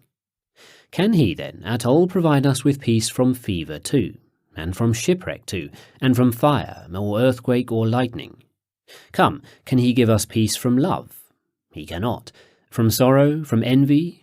He cannot, from absolutely none of these things. But the doctrine of the philosophers promises to give us peace from these troubles too. And what does it say? Men, if you heed me, wherever you may be, whatever you may be doing, you will feel no pain, no anger, no compulsion, no hindrance, but you will pass your lives in tranquillity and in freedom from every disturbance. When a man has this kind of peace proclaimed to him, not by Caesar, why, how could he possibly proclaim it, but proclaimed by God through the reason, is he not satisfied when he is alone? When he contemplates and reflects, now no evil can befall me. For me there is no such thing as a brigand. For me there is no such thing as an earthquake. Everything is full of peace, everything full of tranquillity. Every road, every city, every fellow traveller, neighbour, companion, all are harmless. Another, whose care it is, supplies food, another supplies raiment, another has given senses, another preconceptions. Now, whenever he does not provide the necessities for existence, he sounds the recall. He has thrown open the door and says to you, Go. Where? To nothing you need fear, but back to that from which you came, to what is friendly and akin to you, to the physical elements. What there was of fire in you shall pass into fire, what there was of earth into earth, what there was of spirit into spirit, what there was of water into water. There is no Hades, no Acheron, no Cocytus, nor Periphlegathon, but everything is filled with gods and divine powers. A man who has this to think upon, and who beholds the sun and moon and stars, and enjoys land and sea, is no more forlorn than he is without help. Why, what then? What if someone should attack me when I am alone, and murder me? Fool, not murder you, but your trivial body. What kind of forlornness is left, then, to talk about? What kind of helplessness? Why make ourselves worse than little children? When they are left alone, what do? They gather up sherds and dust and build something or other, and then they tear it down and build something else again, and so they are never at a loss as to how to spend their time. Am I, then, if you set sail, to sit down and cry because I am left alone and forlorn in that fashion? Shan't I have sherds? Shan't I have dust? But they act thus out of folly, and are we miserable out of wisdom? Great power is always dangerous for the beginner. We ought, therefore, to bear such things according to our power, nay, in accordance with nature, but not for the consumptive. Practice at some one time a style of living like an invalid, that at some other time you may live like a healthy man. Take no food, drink only water. Refrain at some one time altogether from desire, that at some other time you may exercise desire, and then with good reason. And if you do so with good reason, whenever you have some good in you, you will exercise your desire aright. No, that's not our way, but we wish to live like wise men from the very start, and to help mankind. Help indeed. What are you about? Why, have you helped yourself? But you wish to help them progress. Why, have you made progress yourself? Do you wish to help them? Then show them, by your own example, the kind of men philosophy produces, and stop talking nonsense. As you eat, help those who are eating with you. As you drink, those who are drinking with you. By yielding to everybody, giving place, submitting, help men in this way, and don't bespatter them with your own sputum. Chapter 14. Some scattered sayings. As the good chorus singers in tragedy cannot render solos, but can sing perfectly well with a number of other voices, so some men cannot walk around by themselves. Man, if you are anybody, walk around by yourself and talk to yourself, and don't hide in the chorus. Let yourself be laughed at sometimes. Look about you, shake yourself up, so as to find out who you actually are. Whenever a man drinks water only, or has some ascetic practice, he takes every opportunity to talk about it to everybody. I drink water only. Why? Do you drink water just for the sake of drinking water? Man, If it is good for you to drink water, drink it. Otherwise your conduct is absurd. But if it does you good and you drink water only, don't say a word about it to the people who are annoyed by such persons. Why? What's your object? Are these the ones you wish to please? Among actions, some are performed primarily on their own account, others on occasion or as a matter of good management, or as required by tact, or as part of a formal plan. Here are two things of which one must rid men: conceit and diffidence. Now conceit is to fancy that one needs nothing further, and diffidence is to assume that one cannot enjoy a life of serenity under so many adverse circumstances. Now conceit is removed by cross-examination, and this is what Socrates starts with. But that the matter is not impossible, consider and search. This kind of search will do you no harm, and indeed, to philosophize practically amounts to this. That is, to search out how it is possible to employ desire and aversion without hindrance. I am superior to you, for my father has consular rank. Another says, I have been a tribune and you have not. And if we were horses, would you be saying, my sire was swifter than yours? Or, I have quantities of barley and fodder? Or, I have pretty neck trappings? What then? If, when you were talking like this, I said, granted all that, let's run a race then. Come now, is there then nothing in man like running in the case of a horse, whereby the worse and the better will be recognized? Isn't there such a thing as reverence, faith, justice? Prove yourself superior in these points in order to be superior as a human being. If you tell me, I can deliver a mighty kick, I shall say to you in my turn, you are proud over what is the act of an ass. Chapter 15. That we ought to approach each separate thing with circumspection. In each separate thing that you do, consider the matters which come first and those which follow after, and only then approach the thing itself. Otherwise, at the start, you will come to it enthusiastically, because you have never reflected upon any of the subsequent steps, but later on, when some of them appear, you will give up disgracefully. I wish to win an Olympic victory. But consider the matters which come before that and those which follow after, and only when you have done that, then, if it profits you, put your hand to the task.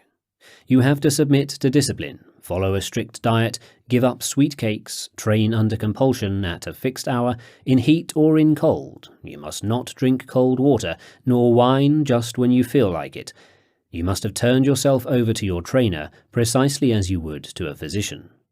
Then, when the contest comes on, you have to dig in beside your opponent, sometimes dislocate your wrist, sprain your ankle, swallow quantities of sand, take a scourging. Yes, and then sometimes get beaten along with all that. After you have counted up these points, go on into the games if you still wish to. Otherwise, I would have you observe that you will be turning back like children. Sometimes they play athletes, again gladiators, again they blow trumpets, and then act a play about anything that they have seen and admired. So you too are now an athlete, now a gladiator, then a philosopher, after that a rhetorician, yet with your whole soul, nothing. But like an ape you imitate whatever you see, and one thing after another is always striking your fancy. But what you are accustomed to bores you. For you have never gone out after anything with circumspection, nor after you have examined the whole matter all over and tested it, but you act at haphazard and half-heartedly. In the same way, when some people have seen a philosopher and heard someone speaking like Euphrates, though indeed who can speak like him, they wish to be philosophers themselves. Man, consider first what the business is, and then your own natural ability, what you can bear. If you wish to be a wrestler, look to your shoulders, your thighs, your loins. For one man has a natural talent for one thing, another for another. Do you suppose that you can do the things you do now and yet be a philosopher? Do you suppose you can eat in the same fashion, drink in the same fashion, give way to anger and irritation just as you do now? You must keep vigils, work hard, overcome certain desires, abandon your own people, be despised by a paltry slave, be laughed to scorn by those who meet you, in everything get the worst of it, in office, in honour, in court. Look these drawbacks over carefully, and then, if you think best, approach philosophy. That is, if you are willing at the price of these things to secure tranquillity, freedom, and calm. Otherwise, do not approach. Don't act like a child. Now a philosopher, later on a tax-gatherer, then a rhetorician, then a procurator of Caesar. These things do not go together. You must be one person, either good or bad. You must labour to improve either your own governing principle or externals. You must work hard either on the inner man or on things outside. That is, play the role of a philosopher or else that of a layman. When Galba was assassinated, someone said to Rufus, "Is the universe governed now by providence?"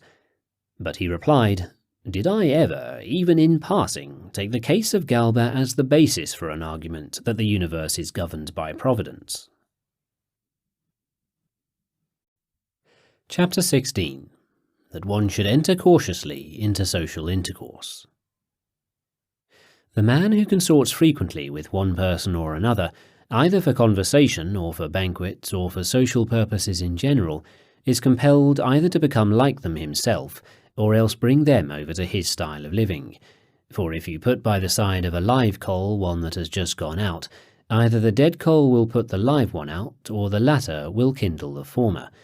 Since the risk then is so great, we ought to enter cautiously into such social intercourse with the laymen, remembering that it is impossible for the man who brushes up against the person who is covered with soot to keep from getting some soot on himself. For what are you going to do if he talks about gladiators or horses or athletes, or worse still, about people? So-and-so is bad, so-and-so is good, this was done well, this ill. Or again if he scoffs or jeers or shows an ugly disposition. Has any of you the capacity of the expert lyre player when he takes up his lyre, which enables him, the instant he touches the strings, to recognize the ones which are off pitch, and to tune the instrument? Or the powers that Socrates had, which enabled him in every kind of social intercourse to bring over to his own side those who were in his company? How could you? But you must necessarily be converted by the laymen. Why, then, are they stronger than you are? Because their rotten talk is based on judgments, but your fine talk comes merely from your lips. That's why what you say is languid and dead, and why a man may feel nausea when he hears your exhortations and your miserable virtue, which you babble to and fro. And thus the laymen get the better of you, for everywhere judgment is strong, judgment is invincible. Therefore, until these fine ideas of yours are firmly fixed within you, and you have acquired some power which will guarantee you security, my advice to you is to be cautious about joining issue with the laymen. Otherwise, whatever you write down in the lecture room will melt away by day like wax in the sun. Retire, then, to some spot or other far away from the sun, so long as the ideas which you have are waxen. It is for this reason that the philosophers advise us to leave even our own countries, because old habits distract us and do not allow a beginning to be made of another custom, and we cannot bear to have men meet us and say, "Look, so-and-so is philosophizing, although he is this sort of a person or that." Thus also physicians send away to a different region and a different climate those who are suffering from chronic disorders, and that is well. Do you also introduce different habits, fix your ideas, exercise yourselves in them? But no, you go from the classroom to a show, a gladiatorial combat, a gymnasium colonnade, a circus, and then you come back here from these places, and you go back there again from here, and remain the same persons all the time. And so you acquire no fine habit, and you pay no regard or attention to your own self. You do not observe, how do I deal with the external impressions which befall me, in accordance with nature or contrary to it? How shall I respond to these impressions? as I should or as I should not? Do I declare to the things which lie outside the sphere of my moral purpose that they mean nothing to me? Why, if you have not yet acquired this state of mind, flee from your former habits. Flee from the laymen, if you would begin to be somebody sometime. Chapter 17. Of Providence. Whenever you find fault with Providence, only consider and you will recognize that what happens is in accordance with reason. Yes, you say, but the wicked man is better off. In what respect? In money?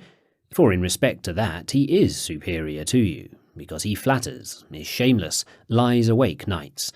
What is surprising in that? But look rather and see if he is better off than you are in being faithful and considerate, for you will not find that to be the case. But where you are superior, there you will find that you are better off than he is. And so I once asked a man who was complaining about the prosperity of Philostorgus, would you have been willing to cohabit with Sura? May that day never come, said he. Why, then, are you indignant if he gets something for what he sells? Or how can you deem him blessed who acquires what he has by means which you abhor? Or what harm does Providence do if it gives the better thing to the better men? Or is it not better to be considerate than to be rich? He agreed that it was. Why then are you indignant, man, when you have the better part? I would have the rest of you always remember then, and be ready to apply the following truth, that this is a law of nature for the superior to have the better of the inferior in the respect in which he is superior, and then you will never be indignant. But my wife treats me badly.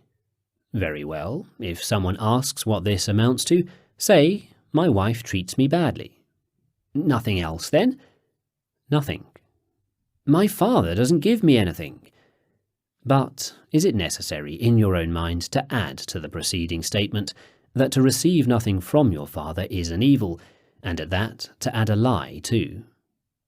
For this reason we ought not to cast out poverty, but only our judgment about poverty, and so we shall be serene. Chapter 18. That we ought not to allow any news to disturb us. Whenever some disturbing news is reported to you, you ought to have ready at hand the following principle. News on any subject never falls within the sphere of the moral purpose. Can anyone bring you word that you have been wrong in an assumption or in a desire? By no means. But he can bring you word that someone is dead. Very well. What is that to you? That someone is speaking ill of you? Very well. What is that to you? That your father is making certain preparations. Against whom? Surely not against your moral purpose, is it? Why, how can he? But against your paltry body, against your paltry possessions, you are safe. It is not against you. But the judge condemns you on the charge of impiety. And did not the judges similarly condemn Socrates? Surely it is no concern of yours that the judge pronounced you guilty, is it? No. Why then are you any further concerned? Your father has a certain function, and if he does not perform it, he has destroyed the father in him, the man who loves his offspring, the man of gentleness within him. Do not seek to make him lose anything else on this account, for it never happens that a man goes wrong in one thing, but is injured in another. Again, it is your function to defend yourself firmly, respectfully, without passion. Otherwise you have destroyed within you the son, the respectful man, the man of honour. What then? Is the judge secure? No, but he too runs just as great a risk. Why then are you afraid of what decision he is going to render? What have you to do with another man's evil? Your own evil is to make a bad defence. Only guard against that. But just as being condemned or not being condemned is another's function, so it is another's evil. So-and-so threatens you. Me? No. He blames you. He himself will attend to how he is performing his own proper function. He is on the point of condemning you unjustly. Poor devil. Chapter 19. What is the position of the layman, and what that of the philosopher? The first difference between a layman and a philosopher. The one says, "Woe is me because of my child, my brother, woe is me because of my father." And the other, if he can ever be compelled to say, "Woe is me," adds, after a pause, "because of myself." For nothing outside the sphere of the moral purpose can hamper or injure the moral purpose. It alone can hamper or injure itself.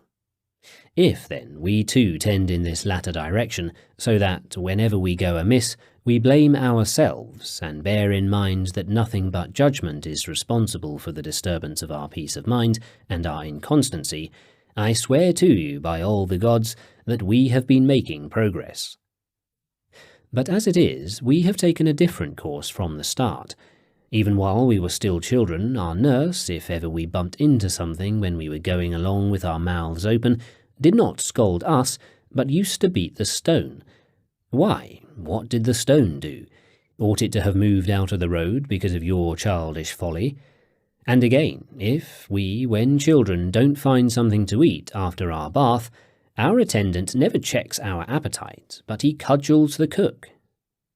Man, we didn't make you the cook's attendants, did we, but our child's. Correct him, help him. So, even when we have grown up, we look like children, for it is being a child to be unmusical in things musical, to be unlettered in things literary, to be uneducated in life. Chapter 20. That it is possible to derive advantage from everything external. In the case of our intellectual impressions, practically all men have agreed that the good and the evil are in ourselves and not in externals. Nobody calls the statement that it is day good, or that it is night bad, and the greatest of evils, the statement that 3 is 4. But what? They call knowledge good and error evil, so that even in regard to what is false there arises a good, that is, the knowledge that the false is false. So it ought to be, then, also with our life. Is health a good and illness an evil? No, man. What then? To be well for a good end is good.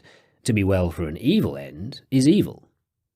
So that it is possible to derive advantage even from illness, you mean? Why, I call God to witness. Isn't it possible to derive advantage from death? Why, isn't it possible from lameness? Do you think that Menesius derived but little good when he died? May the one who says anything like that derive the same sort of good that he did. Ho there, man! Did he not maintain the patriot that he was, the high-minded man, the man of fidelity, the man of honour? And had he lived on, would he not have lost all these? Would he not have won the very opposite? Would he not have acquired the character of the coward, the ignoble man, the disloyal, the lover of his own life? Come now, do you think that Menesius derived but little good by his death? I suppose not. But the father of Admetus derived great good from living so ignobly and wretchedly, did he? Why, didn't he die later? Make an end, I adjure you by the gods, of admiring material things. Make an end of turning yourselves into slaves, in the first place of things, and then, in the second place, on their account, slaves also of the men who are able to secure or take away these things. Is it possible then to derive advantage from these things? Yes, from everything. Even from the man who reviles me? And what good does his wrestling companion do the athlete? The very greatest. So also my reviler becomes one who prepares me for my contest. He exercises my patience, my dispassionateness, my gentleness. You say, no, but the man who lays hold of my neck and gets my loins and my shoulders into proper shape helps me, and the exercise master does well when he says, lift the pestle with both hands, and the heavier it is, the more good I get out of doing so, whereas if a man trains me to be dispassionate, does he do me no good? Your attitude means that you do not know how to derive advantage from men. Is your neighbour bad?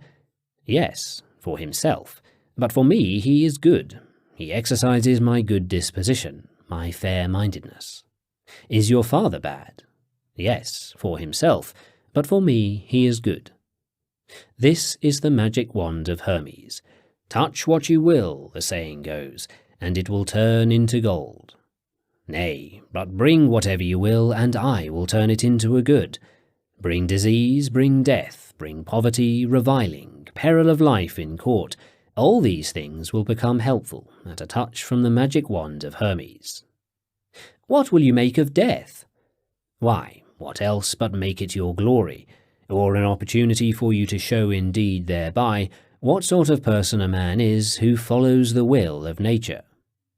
What will you make of disease?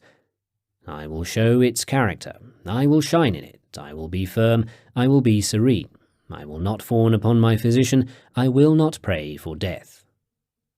What else do you still seek? Everything that you give I will turn into something blessed, productive of happiness, august, enviable. Not so you, but watch out that you don't get ill, it's bad. Just as if someone said, watch out that you never get the impression that 3 are 4, it's bad.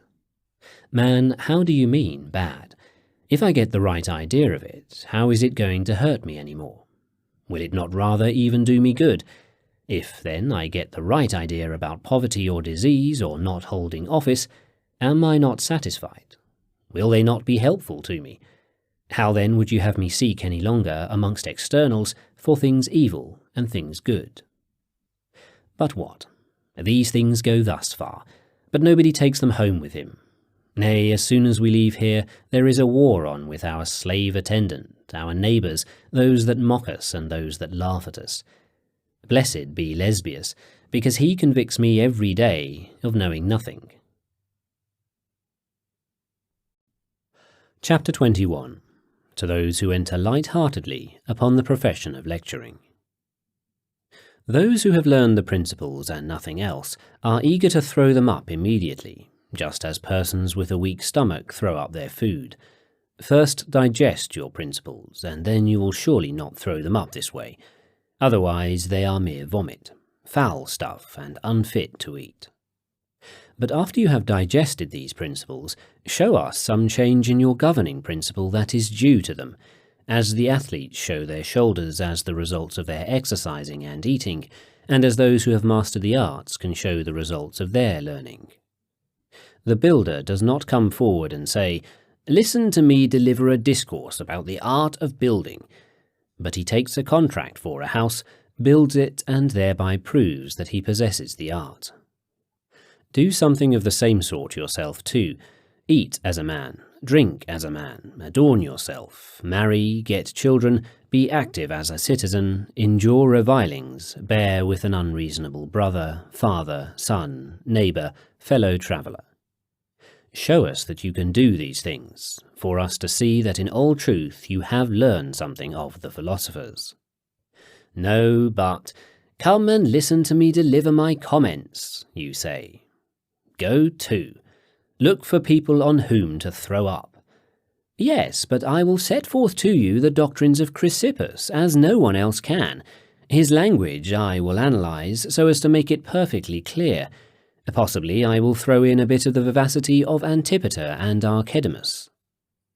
And then it's for this, is it, that the young men are to leave their fatherlands and their own parents, to come and listen to you interpreting trifling phrases? Ought they not to be, when they return home, forbearing, ready to help one another, tranquil, with a mind at peace, possessed of some such provision for the journey of life that, starting out with it, they will be able to bear well whatever happens, and to derive honour from it? And where did you get the ability to impart to them these things which you do not possess yourself? Why, from the first, did you ever do anything but wear yourself out over the question how solutions can be found for syllogisms, for the arguments that involve equivocal premises, and those which derive syllogisms by the process of interrogation? But so-and-so lectures, why shouldn't I too? Slave, these things are not done recklessly, nor at random, but one ought to be of a certain age and lead a certain kind of life, and have God as his guide. You say, no. But no man sails out of a harbour without first sacrificing to the gods and invoking their aid, nor do men so hit or miss, but only after first coaling upon Demeter. And yet will a man, if he has laid his hand to so great a task as this, without the help of the gods, be secure in so doing, and will those who come to him be fortunate in so coming? What else are you doing, man, but vulgarizing the mysteries, and saying, there is a chapel at Eleusis, see, there is one here too. There is a hierophant there, I too will make a hierophant. There is a herald there, I too will appoint a herald.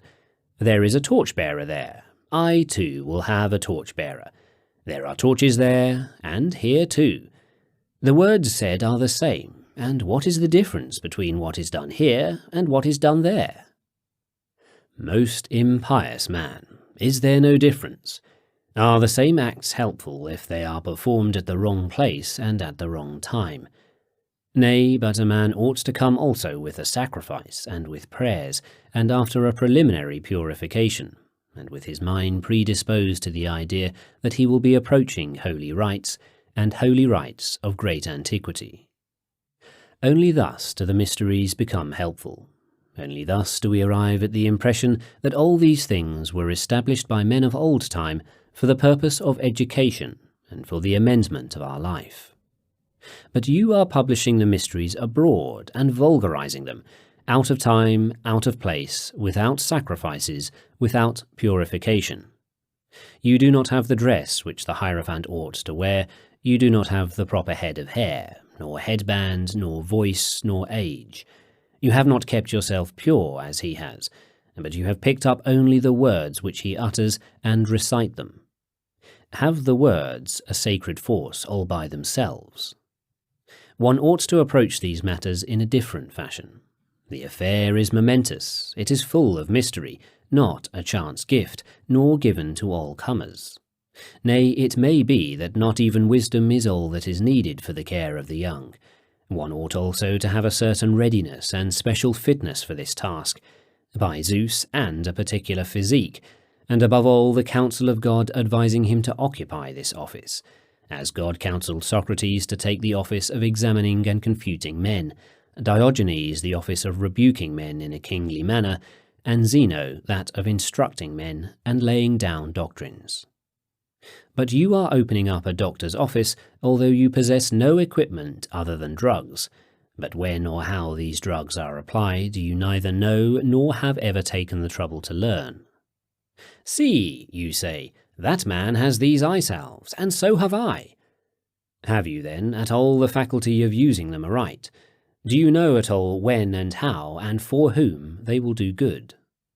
Why then do you play at hazard in matters of the utmost moment? Why do you take things lightly? Why do you put your hand to a task that is altogether inappropriate for you? Leave it to those who are able to do it, and do it with distinction. Do not yourself, by your own actions, join the number of those who bring disgrace upon philosophy, and do not become one of those who disparage the profession. If, however, you find the principles of philosophy entertaining, sit down and turn them over in your mind all by yourself, but don't ever call yourself a philosopher, and don't allow anyone else to say it of you, but say rather, he is mistaken. My desire is no different from what it used to be, nor my choice, nor my assent, nor, in a word, have I changed at all in my use of external impressions from my former state. Think this, and say this about yourself, if you wish to think aright. If not, keep on playing at hazard, and doing what you are doing now, for it becomes you. Chapter 22. On the Calling of a Cynic. When one of his acquaintances, who seemed to have an inclination to take up the calling of a cynic, asked him what sort of man the cynic ought to be, and what was the fundamental conception of his calling, Epictetus said, "We will consider it at leisure, but I can tell you this much, that the man who lays his hand to so great a matter as this without God is hateful to him, and his wish means nothing else than disgracing himself in public. For in a well-ordered house no one comes along and says to himself, I ought to be the manager of this house. Or if he does, the lord of the mansion, when he turns around and sees the fellow giving orders in a high and mighty fashion, drags him out and gives him a dressing down. So it goes also in this great city, the world. For here also there is a lord of the mansion who assigns each and everything its place. You are the sun, you have the power as you make the circuit of the heavens, to produce the year and the seasons, to give increase and nourishment to the fruits, to stir and to calm the winds, and give warmth in moderation to the bodies of men. Arise, make the circuit of the heavens, and so set in motion all things from the greatest to the least. You are a calf. When a lion appears, do what is expected of you, otherwise you will smart for it. You are a bull.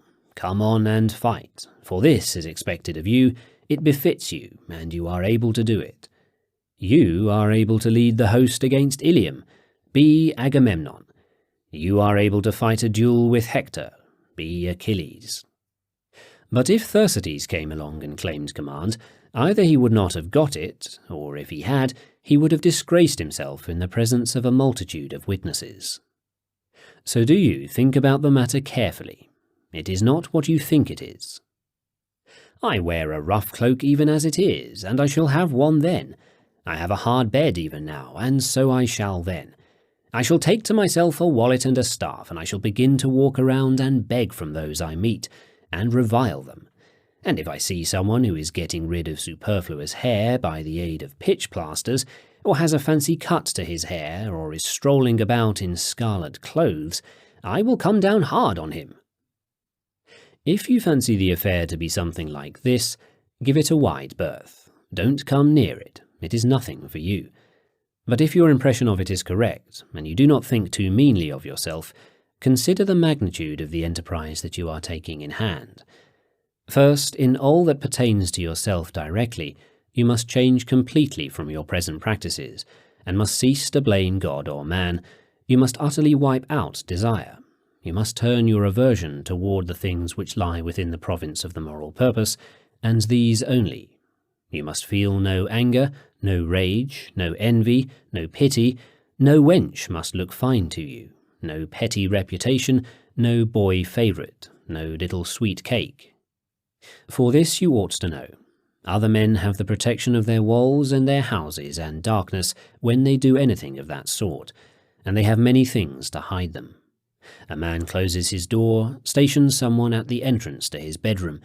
If anyone comes, tell him he is not at home, he is not at leisure. But the cynic, instead of all these defences, has to make his self-respect his protection. And if he does not, he will be disgracing himself naked and out of doors. His self-respect is his house, his door, his guards at the entrance to his bedroom, his darkness. For neither ought he to wish to keep concealed anything that is his, otherwise he is lost, he has destroyed the cynic within him, the man of outdoor life, the free man. He has begun to fear something external, he has begun to need something to conceal him, nor can he keep it concealed when he wishes to do so. For where will he conceal himself or how? And if this instructor of us all, this pedagogue, chance to get caught, what must he suffer? Can, then, a man who is afraid of all this continue with all his heart to supervise the conduct of other men? It cannot be done. It is impossible. In the first place, then, you must make your governing principle pure, and you must make the following your plan of life. From now on, my mind is the material with which I have to work. As the carpenter has his timbers, the shoemaker his hides, my business is to make the right use of my impressions. My paltry body is nothing to me, the parts of it are nothing to me. Death, let it come when it will, whether it be death of the whole or some part. Exile, and to what place can anyone thrust me out? Outside the universe he cannot, but wherever I go, there are sun, moon, stars, dreams, omens, my converse with gods. In the next place, the true cynic, when he is thus prepared, cannot rest contented with this, but he must know that he has been sent by Zeus to men. partly as a messenger, in order to show them that in questions of good and evil they have gone astray, and are seeking the true nature of the good and the evil where it is not, but where it is they never think, and partly, in the words of Diogenes when he was taken off to Philip after the battle of Chaeronea, as a scout. For the cynic is truly a scout, to find out what things are friendly to men and what hostile, and he must first do his scouting accurately, and on returning must tell the truth, not driven by fear to designate as enemies those who are not such, nor in any other fashion be distraught or confused by his external impressions. He must accordingly be able, if it so chance, to lift up his voice, and, mounting the tragic stage, to speak like Socrates. Alas, men, where are you rushing? What are you doing, O wretched people? Like blind men you go tottering all around. You have left the true path, and are going off upon another. You are looking for serenity and happiness in the wrong place, where it does not exist, and you do not believe when another points them out to you. Why do you look for it outside? It does not reside in the body. If you doubt that, look at Miron and Ophelius. It is not in possessions. If you doubt that, look at Croesus. Look at the rich nowadays, the amount of lamentation with which their life is filled. It is not in office. Why, if it were, then those who have been consul 2 or 3 times ought to be happy men, but they are not. Whom are we going to believe about this question? You who look upon their estate from the outside and are dazzled by the external appearance, or the men themselves? What do they say? Listen to them when they lament, when they groan, when they think that their condition is more wretched and dangerous because of these very consulships and their own reputation and their prominence. It is not in royalty, otherwise Nero would have been a happy man, and Sardanapalus, nay, even Agamemnon was not happy, though a much finer fellow than Sardanapalus and Nero. But while the rest are snoring, what is he doing? Many a hair did he pluck by the roots from his forehead. And what are his own words? Thus do I wander, he says, and to and fro am I tossed, and my heart is leaping forth from my bosom. Poor man, what about you is in a bad state? Your possessions? No, it is not. Rather, you are possessed of much gold and of much bronze. Your body? No, it is not. What then is wrong with you? Why, this. You have neglected and ruined whatever that is within you by which we desire, avoid, choose, and refuse. How neglected? It remains ignorant of the true nature of the good to which it was born, and of the true nature of the evil, and of what is its own proper possession, and what is none of its own concern. And whenever some one of these things that are none of its own concern is in a bad way, it says, Woe is me, for the Greeks are in danger. Ah, miserable governing principle, the only thing neglected and uncared for. They are going to perish, slain by the Trojans. But if the Trojans do not kill them, will they not die anyway? Yes, but not all at once. What difference does it make then? For if death is an evil, whether they die all at once or die one at a time, it is equally an evil. Nothing else is going to happen, is it, but the separation of the paltry body from the soul? Nothing. And is the door closed for you if the Greeks perish? Are you not permitted to die? I am. Why then do you grieve? Woe is me, a king, and holding the sceptre of Zeus. A king does not become unfortunate any more than a god becomes unfortunate. What are you then? Truly a shepherd, for you wail as the shepherds do when a wolf carries off one of their sheep, and these men over whom you rule are sheep. But why did you come here in the first place? Your desire was not in danger, was it, or your avoidance, your choice, or your refusal? No, he answers, but my brother's frail wife was carried off. Was it not, then, a great gain to lose a frail and adulterous wife? Shall we, then, be despised by the Trojans? Who are they, wise men or foolish? If wise, why are you fighting with them? If foolish, why do you care? In what then is the good, since it is not in these things? Tell us, Sir Messenger and Scout. It is where you do not expect it, and do not wish to look for it. For if you had wished, you would have found it within you, and you would not now be wandering outside, nor would you be seeking what does not concern you, as though it were your own possession. Turn your thoughts upon yourselves. Find out the kind of preconceived ideas which you have. What sort of thing do you imagine the good to be? Serenity, happiness, freedom from restraint? Come, do you not imagine it to be something naturally great, something precious, something not injurious? In what kind of subject matter for life ought one to seek serenity and freedom from restraint? In that which is slave, or in that which is free? In the free. Is the paltry body which you have then free, or is it a slave?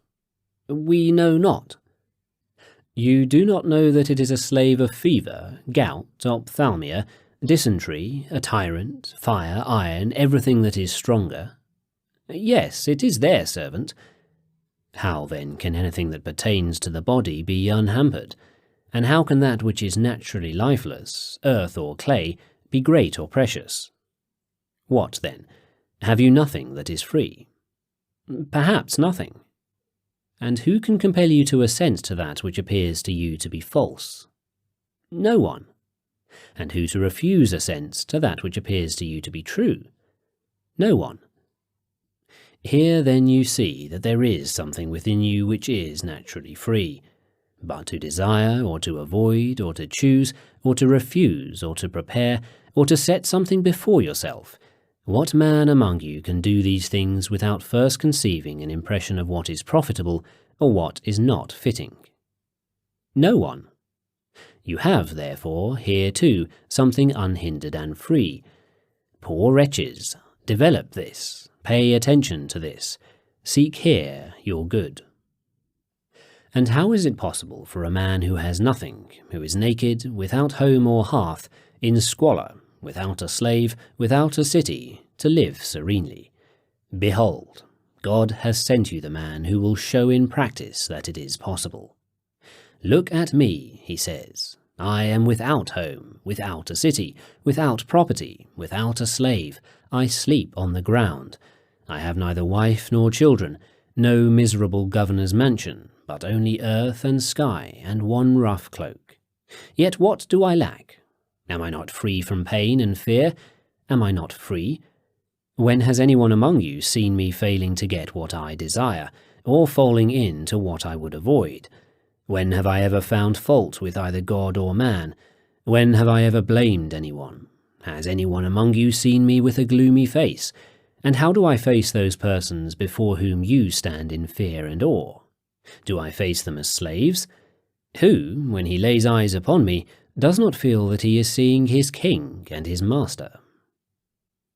Lo, these are the words that befit a cynic. This is his character and his plan of life.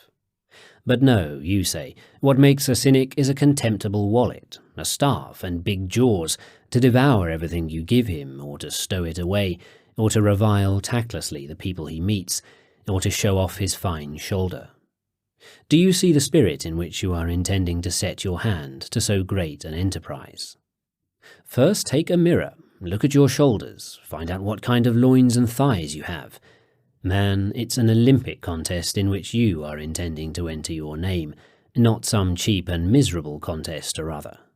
In the Olympic Games it is not possible for you merely to be beaten and then leave, but in the first place you needs must disgrace yourself in the sight of the whole civilized world, not merely before the men of Athens or Lacedaemon or Nicopolis, and in the second place the man who carelessly gets up and leaves must needs be flogged, and before he is flogged he has to suffer thirst and scorching heat and swallow quantities of wrestler's sand. Think the matter over more carefully. Know yourself. Ask the deity. Do not attempt the task without God. For if God so advises you, be assured that he wishes you either to become great or to receive many stripes. For this too is a very pleasant strand woven into the cynic's pattern of life.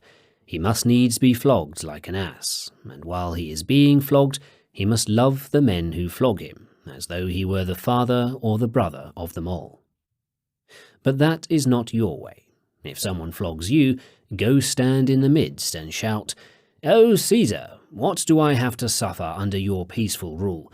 Let us go before the proconsul."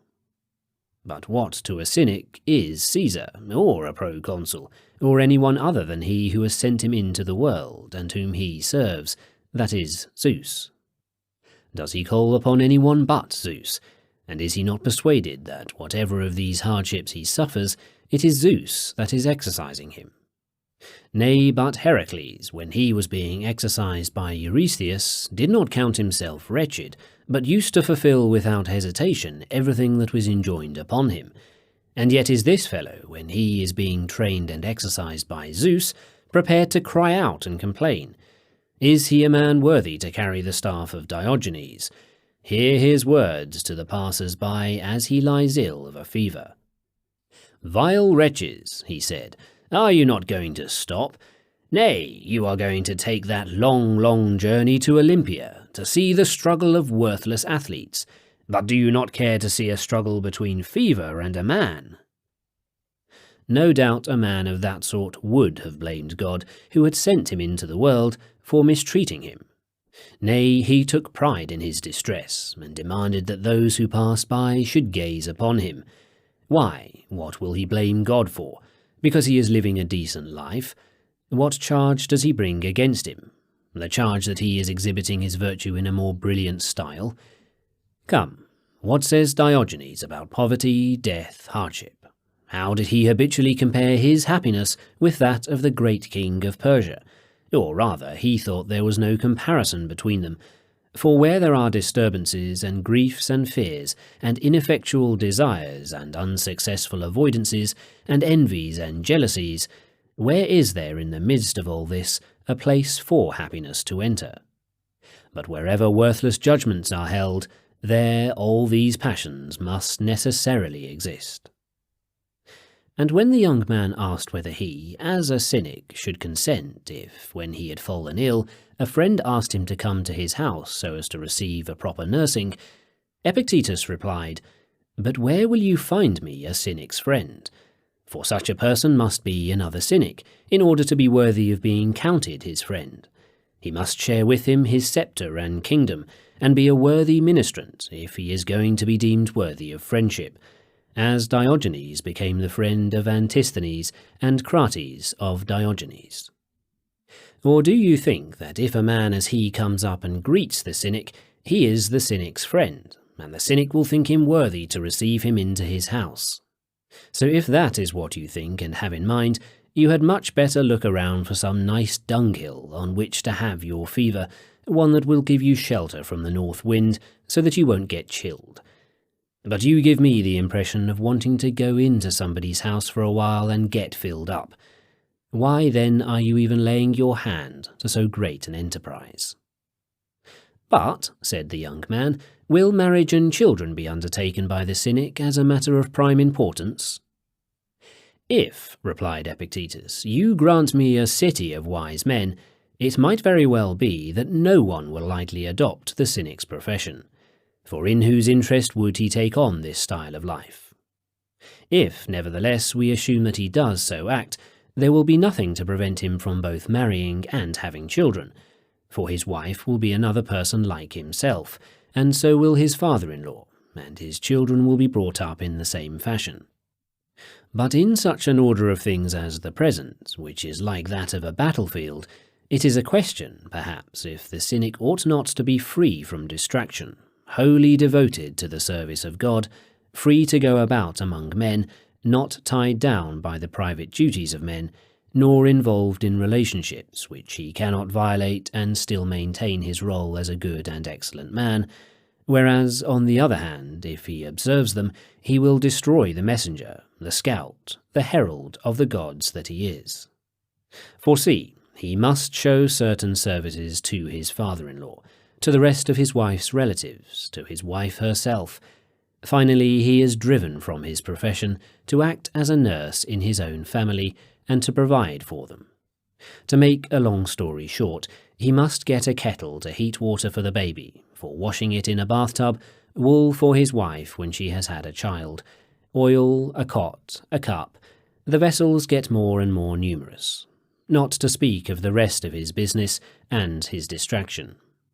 Where, I beseech you, is left now our king, the man who has leisure for the public interest, who hath charge of the folk and for many a thing must be watchful? Where, pray, is the king, whose duty is to oversee the rest of men, those who have married, those who have had children, who is treating his wife well and who ill, who quarrels, what household is stable and what not, making his rounds like a physician and feeling pulses? You have a fever, you have a headache, you have the gout. You must abstain from food, you must eat, you must give up the bath, you need the surgeon's knife, you the cautery.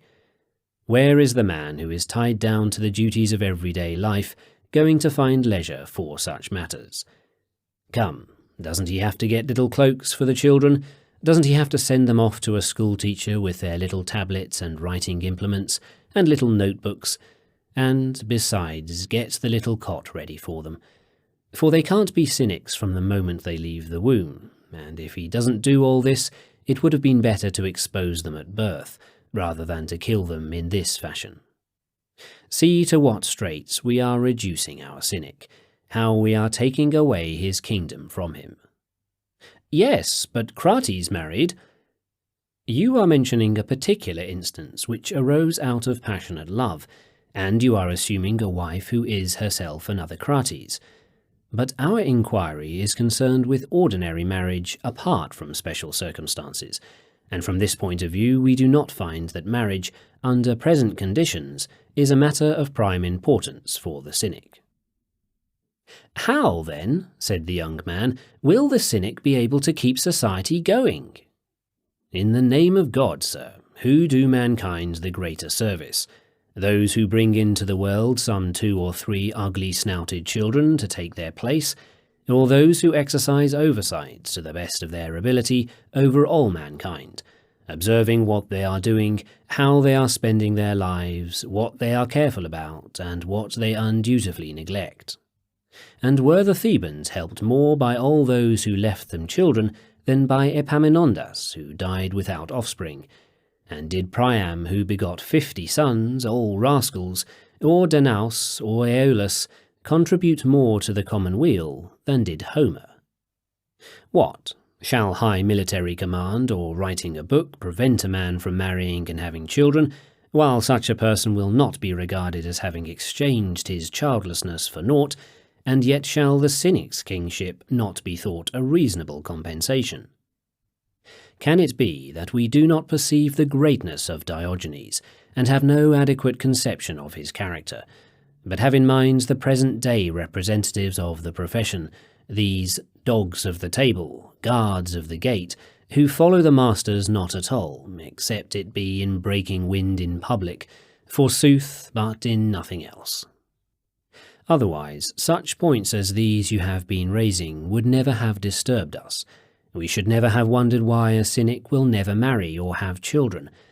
Man, the cynic has made all mankind his children. The men among them he has as sons, the women as daughters. In that spirit he approaches them all and cares for them all. Or do you fancy that it is in the spirit of idle impertinence he reviles those he meets? It is as a father he does it, as a brother and as a servant of Zeus, who is father of us all. If you will, ask me also if he is to be active in politics. You ninny, are you looking for any nobler politics than that in which he is engaged? Or would you have someone in Athens step forward and discourse about incomes and revenues, when he is the person who ought to talk with all men, Athenians, Corinthians, and Romans alike, not about revenues or income or peace or war, but about happiness and unhappiness, about success and failure, about slavery and freedom? When a man is engaging in such exalted points, do you ask me if he is to engage in politics? Ask me also if he will hold office. Again I will tell you, fool, what nobler office will he hold than that which he now has? and yet such a man needs also a certain kind of body, since if a consumptive comes forward, thin and pale, his testimony no longer carries the same weight.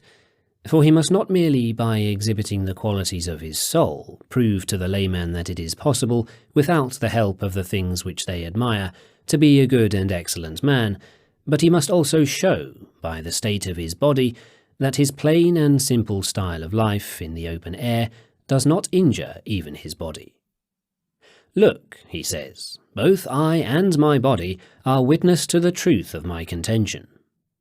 That was the way of Diogenes, for he used to go about with a radiant complexion, and would attract the attention of the common people by the very appearance of his body. But a cynic who excites pity is regarded as a beggar. Everybody turns away from him, everybody takes offence at him.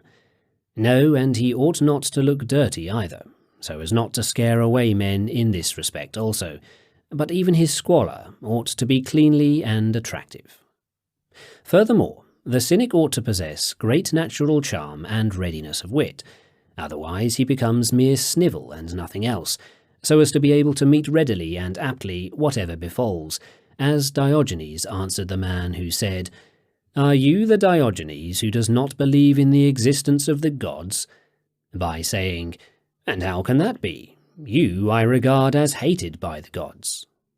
Or again, when Alexander stood over him as he was sleeping and said, "Sleeping the whole night through beseems not the giver of counsel," he replied, still half asleep, "Who hath charge of the folk, and for many a thing must be watchful." But above all, the cynic's governing principle should be purer than the sun. If not, he must needs be a gambler and a man of no principle, because he will be censuring the rest of mankind while he himself is involved in some vice. For see what this means. To the kings and tyrants of this world, their bodyguards and their arms used to afford the privilege of censuring certain persons, and the power also to punish those who do wrong, no matter how guilty they themselves were. Whereas to the cynic, it is his conscience which affords him this power, and not his arms and his bodyguards. When he sees that he has watched over men, and toiled in their behalf, and that he has slept in purity, while his sleep leaves him even purer than he was before, and that every thought which he thinks is that of a friend and servant to the gods, of one who shares in the government of Zeus, and has always ready at hand the verse, "Lead thou me on, O Zeus, and destiny." And, if so it pleases the gods, so be it. Why should he not have courage to speak freely to his own brothers, to his children, in a word, to his kinsmen? That is why the man who is in this frame of mind is neither a busybody nor a meddler, for he is not meddling in other people's affairs when he is overseeing the actions of men, but these are his proper concern.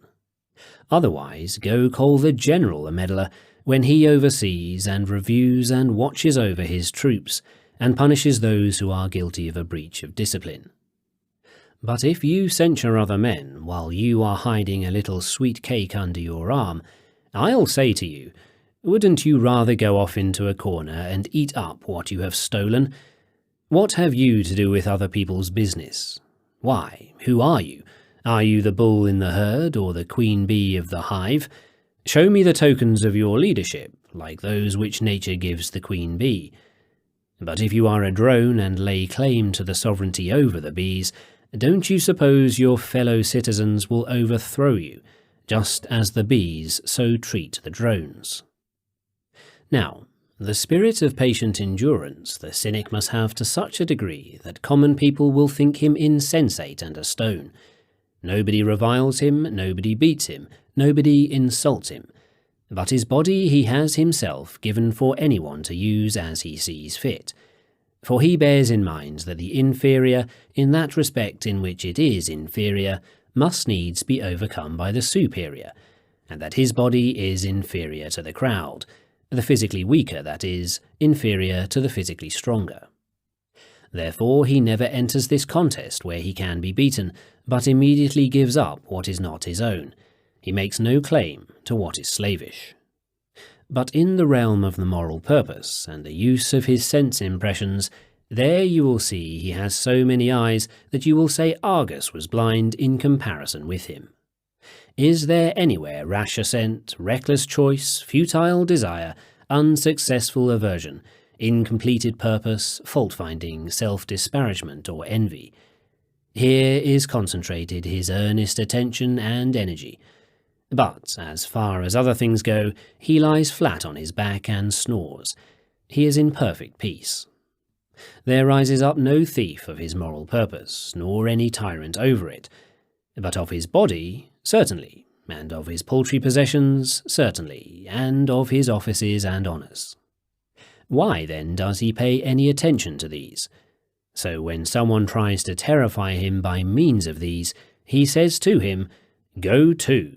Look for children. They are scared by masks, but I know that they are made of earthenware, and have nothing inside." Such is the nature of the matter about which you are deliberating. Wherefore, in the name of God, I adjure you, put off your decision, and look first at your endowment. For see what Hector says to Andromache. "Go," says he, "rather into the house and weave. But for men shall war be the business, men one and all, and mostly for me." So did he recognize not only his own special endowment, but also her incapacity. Chapter 23. To those who read and discuss for the purpose of display. Tell yourself, first and all, what kind of man you want to be, and then go ahead with what you are doing. For in practically every other pursuit we see this done. The athletes first decide what kind of athletes they want to be, and then they act accordingly. If a man wants to be a distance runner, he adopts a suitable diet, walking, rubbing, and exercise. If he wants to be a sprinter, all these details are different. If he wants to contend in the pentathlon, they are still more different. You will find the same thing in the arts. If you want to be a carpenter, you will have such and such exercises. If a blacksmith, such and such other. For in everything that we do, if we do not refer it to some standard, we shall be acting at random. But if we refer it to the wrong standard, we shall make an utter failure. Furthermore, there are two standards to go by, the one general and the other individual. First of all, I must act as a man. What is included in this? Not to act as a sheep, gently but without fixed purpose, nor destructively, like a wild beast. The individual standard applies to each man's occupation and moral purpose. The citharode is to act as a citharode, the carpenter as a carpenter, the philosopher as a philosopher, the rater as a rater. When, therefore, you say, "Come and listen to me as I read you a lecture," see to it first that you are not acting without fixed purpose. And then, if you find that you are using a standard of judgment, see if it is the right one. Do you wish to do good or to be praised, you ask. Immediately you get the answer, "What do I care for praise from the mob?" And that is an excellent answer. Neither does the musician, in so far as he is a musician, nor the geometrician. Do you wish to do good, then? To what end? Men reply. Tell us also that we too may run to your lecture room. Now, can anybody do good to others unless he has received good himself? No more than the non-carpenter can help others in carpentry, or the non-cobbler in cobbling. Do you wish, then, to know whether you have received any good? Produce your judgments, philosopher. What does desire promise? Not to fail in getting. What does aversion? Not to fall in to what we are avoiding. Well, do we fulfill their promise? Tell me the truth, but if you lie, I will say to you, the other day, when your audience gathered rather coolly, and did not shout applause, you walked out of the hall in low spirits. And again the other day, when you were received with applause, you walked around and asked everybody, "What did you think of me?" "It was marvellous, sir, I swear by my life." "How did I render that particular passage?" "Which one?" "Where I drew a picture of Pan and the nymphs." "Oh, it was superb." And after all this, you tell me that you follow nature in desire and aversion. Go to. Try to get somebody else to believe you. Didn't you just the other day praise so-and-so contrary to your honest opinion? And didn't you flatter so-and-so the senator? Did you want your children to be like that? Far from it. Why then did you praise him and palaver over him? He is a gifted young man and fond of listening to discourses. How do you know that? He is an admirer of mine. There you gave your proof. After all, what do you think? Don't these very same persons secretly despise you? When, therefore, a person who is conscious of never having either thought of or done a good thing finds a philosopher who tells him, "You are a genius, straightforward and unspoiled," what else do you suppose the man says to himself but, "This man wants to use me for something or other"? Or else tell me, what work of genius has he displayed? Look, he has been with you all this time. He has listened to your discourse. He has heard your lecture. Has he settled down? Has he come to himself? Has he realized the evil plight in which he is? Has he cast aside his self-conceit? Is he looking for the man who will teach him? He is looking, the man says. The man who will teach him how he ought to live? No, fool, but only how he ought to deliver a speech, for that is why he admires even you. Listen to him and hear what he says. This fellow has a most artistic style. It is much finer than Dio's. That's altogether different. He doesn't say, does he, the man is respectful, he is faithful and unperturbed. And even if he had said this, I would have replied, since this man is faithful, what is your definition of the faithful man? And if he had no answer to give, I would have added, first find out what you are talking about, and then do your talking.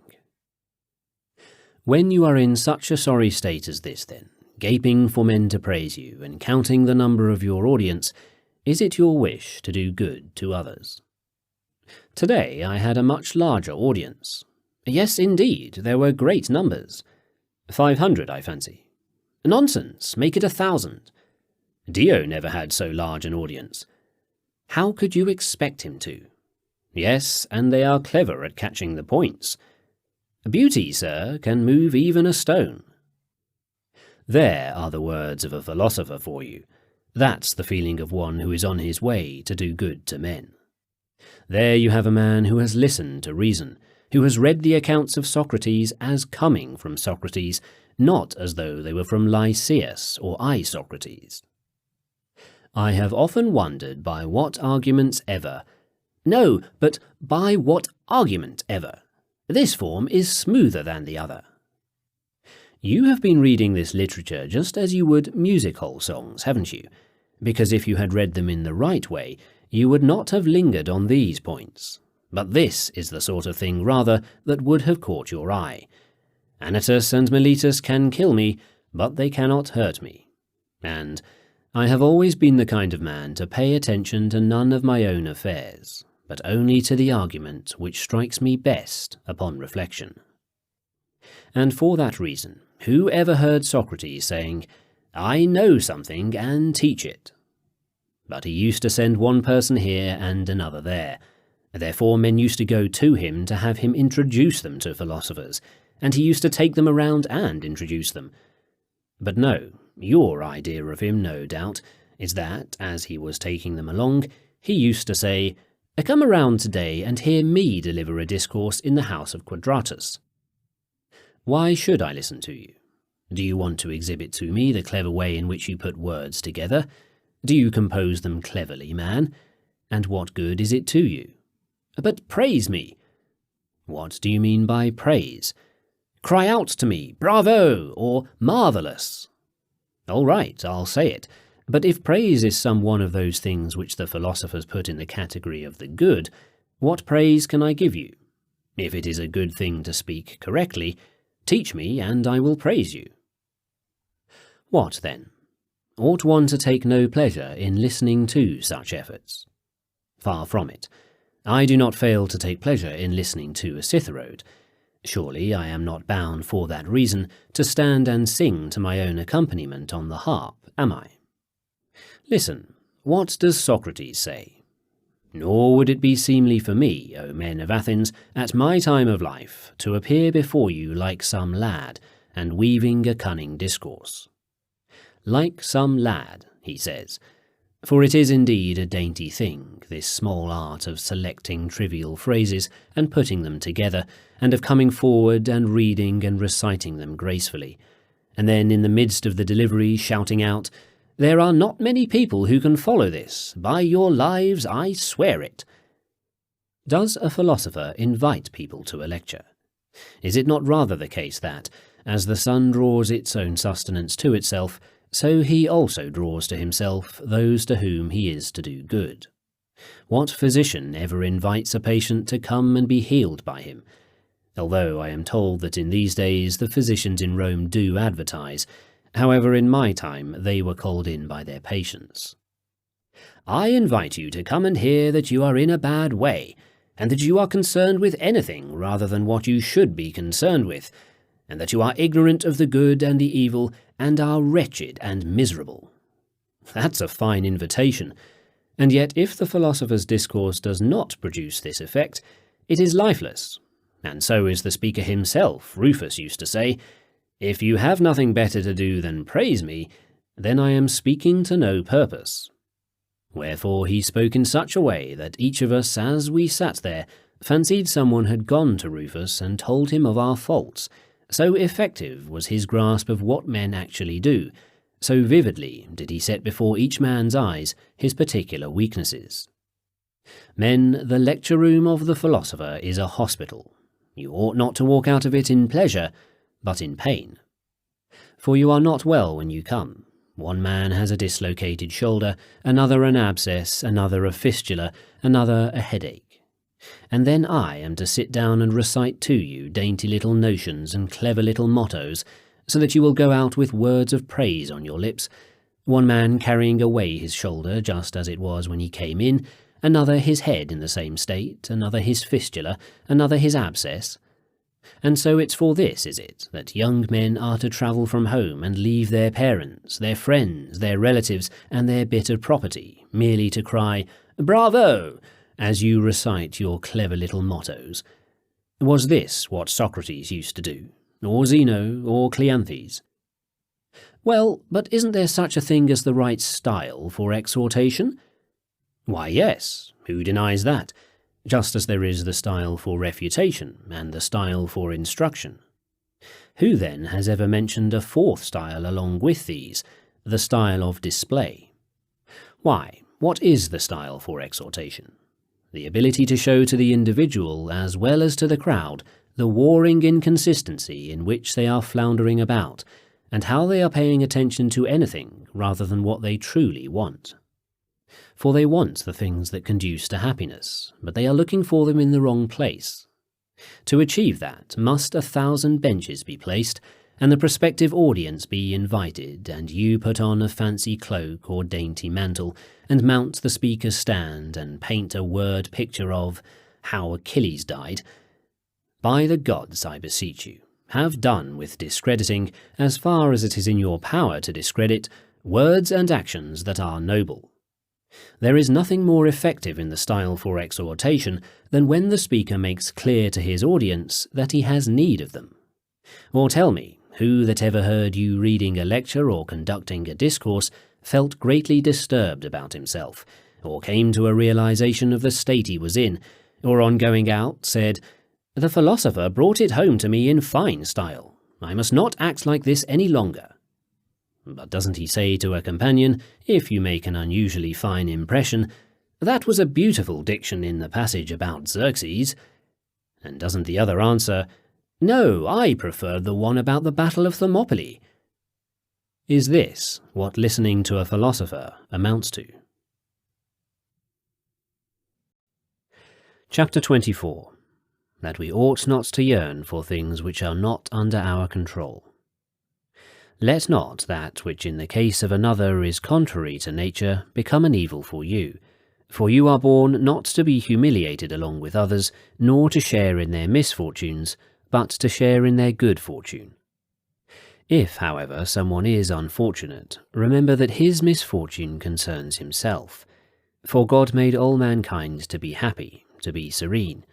To this end he gave them resources, giving each man some things for his own, and others not for his own. The things that are subject to hindrance, deprivation, and compulsion are not a man's own, but those which cannot be hindered are his own. The true nature of the good and the evil, as was fitting for him who watches over and protects us like a father, he gave to man to be among his own possessions. But I have parted from so-and-so, and he is stricken with grief. Yes, but why did he regard what was not his own as his own? Why, when he was glad to see you, did he not reflect that you are mortal and likely to go on a journey, and therefore he is paying the penalty for his own folly? But why are you bewailing yourself, and to what end? Or did you also neglect to study this matter? But, like worthless women, did you enjoy everything in which you took delight, as though you were to enjoy it forever, your surroundings, human beings, your ways of life? And now you sit and wail because you no longer lay eyes upon the same persons, and do not spend your life in the same places. Yes, for that's what you deserve, to be more wretched than crows and ravens, which can fly away wherever they please, and change their nests and cross the seas, without groaning or longing for their first home. Yes, but they feel that way because they are irrational creatures. Has, then, reason been given us by the gods for misfortune and misery, so that we may spend our lives in wretchedness and mourning? Or shall all men be immortal, and no one leave home, but shall we stay rooted in the ground like the plants? And if any one of our acquaintances leaves home, shall we sit down and wail? And then again, if he comes back, dance and clap our hands as the children do? Shall we not wean ourselves at last, and call to mind what we have heard from the philosophers, if indeed we did not listen to them as to enchanters, when they said that this universe is but a single state, and the substance out of which it has been fashioned is single, and it needs must be that there is a certain periodic change and a giving place of one thing to another, and that some things must be dissolved, and others come into being, some things to remain in the same place, and others to be moved. Further, that all things are full of friends, first gods and then also men, who by nature have been made of one household with one another, and that some men must remain with each other, while others must depart, and that though we must rejoice in those who dwell with us, yet we must not grieve at those who depart. And man, in addition to being by nature high-minded and capable of despising all the things that are outside the sphere of his moral purpose, possesses also this further quality, that, namely, of not being rooted nor growing in the earth, but of moving now to one place and now to another, at one time under the pressure of certain needs, and at another merely for the sake of the spectacle. Now it was something of this sort which fell to the lot of Odysseus. Many the men whose towns he beheld, and he learned of their temper. And even before his time it was the fortune of Heracles to traverse the entire inhabited world, seeing the wanton behaviour of men and the lawful, casting forth the one and clearing the world of it, and introducing the other in its place.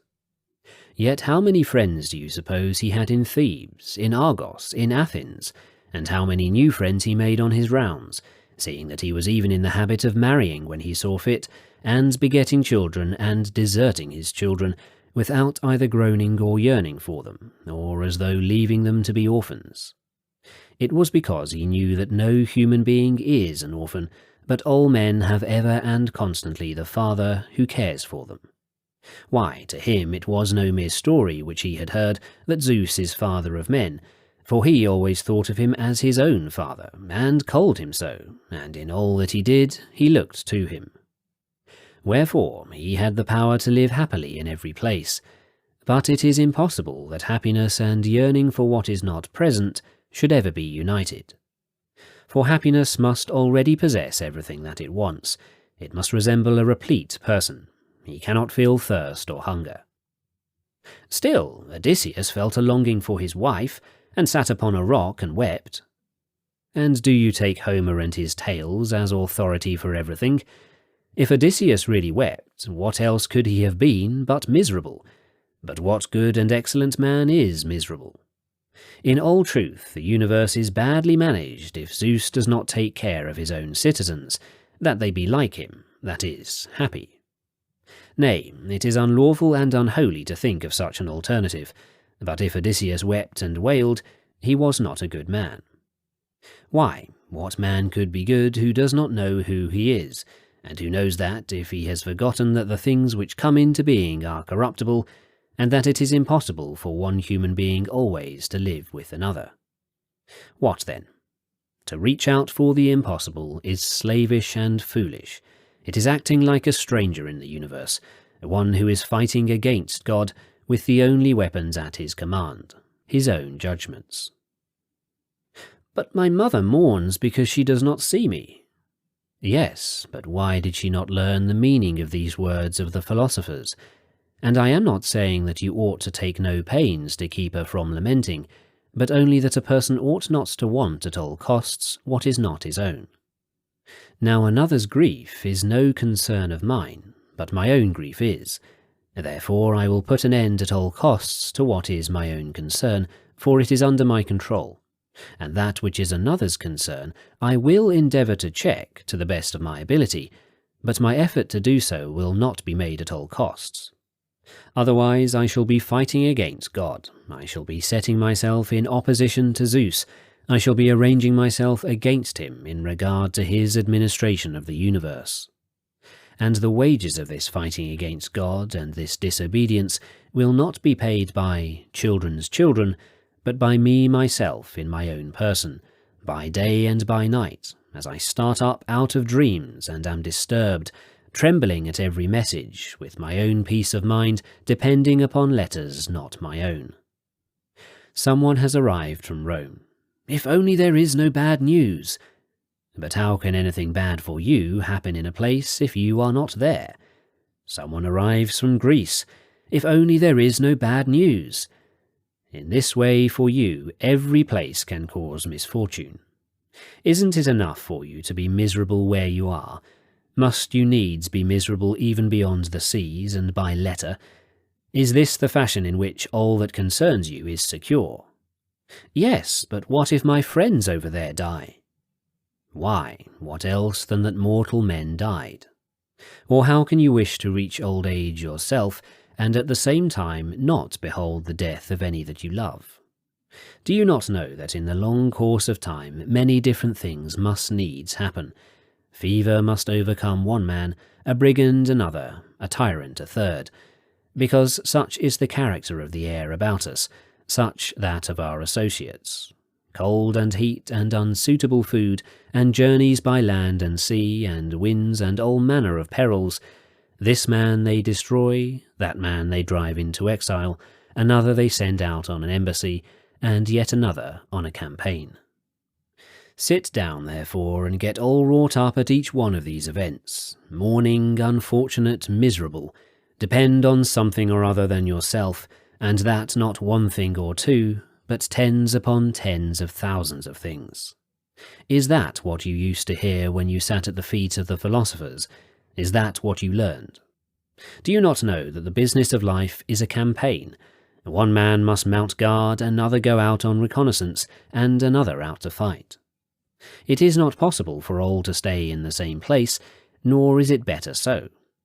But you neglect to perform the duties assigned you by your commanding officer, and complain when some rather hard order is given you, and fail to understand to what a state you are bringing the army as far as in you lies, because if they all imitate you, no one will dig a trench, no one construct a palisade, or watch through the night, or risk his life in fighting, but they will all seem useless soldiers. Again, if you take ship as a sailor, take up one place and stick to that, and if you have to climb the mast, be unwilling, and if you have to run to the bow, be unwilling. And what ship's captain will put up with you? Won't he throw you overboard like a piece of junk, nothing but a nuisance and a bad example to the other sailors? So also in this world, each man's life is a kind of campaign, and a long and complicated one at that. You have to maintain the character of a soldier, and do each separate act at the bidding of the general, if possible, divining what he wishes. For there is no comparison between this general and an ordinary one, either in his power or in the preeminence of his character. You have been given a post in an imperial city, and not in some mean place. Not for a short time either, but you are a senator for life.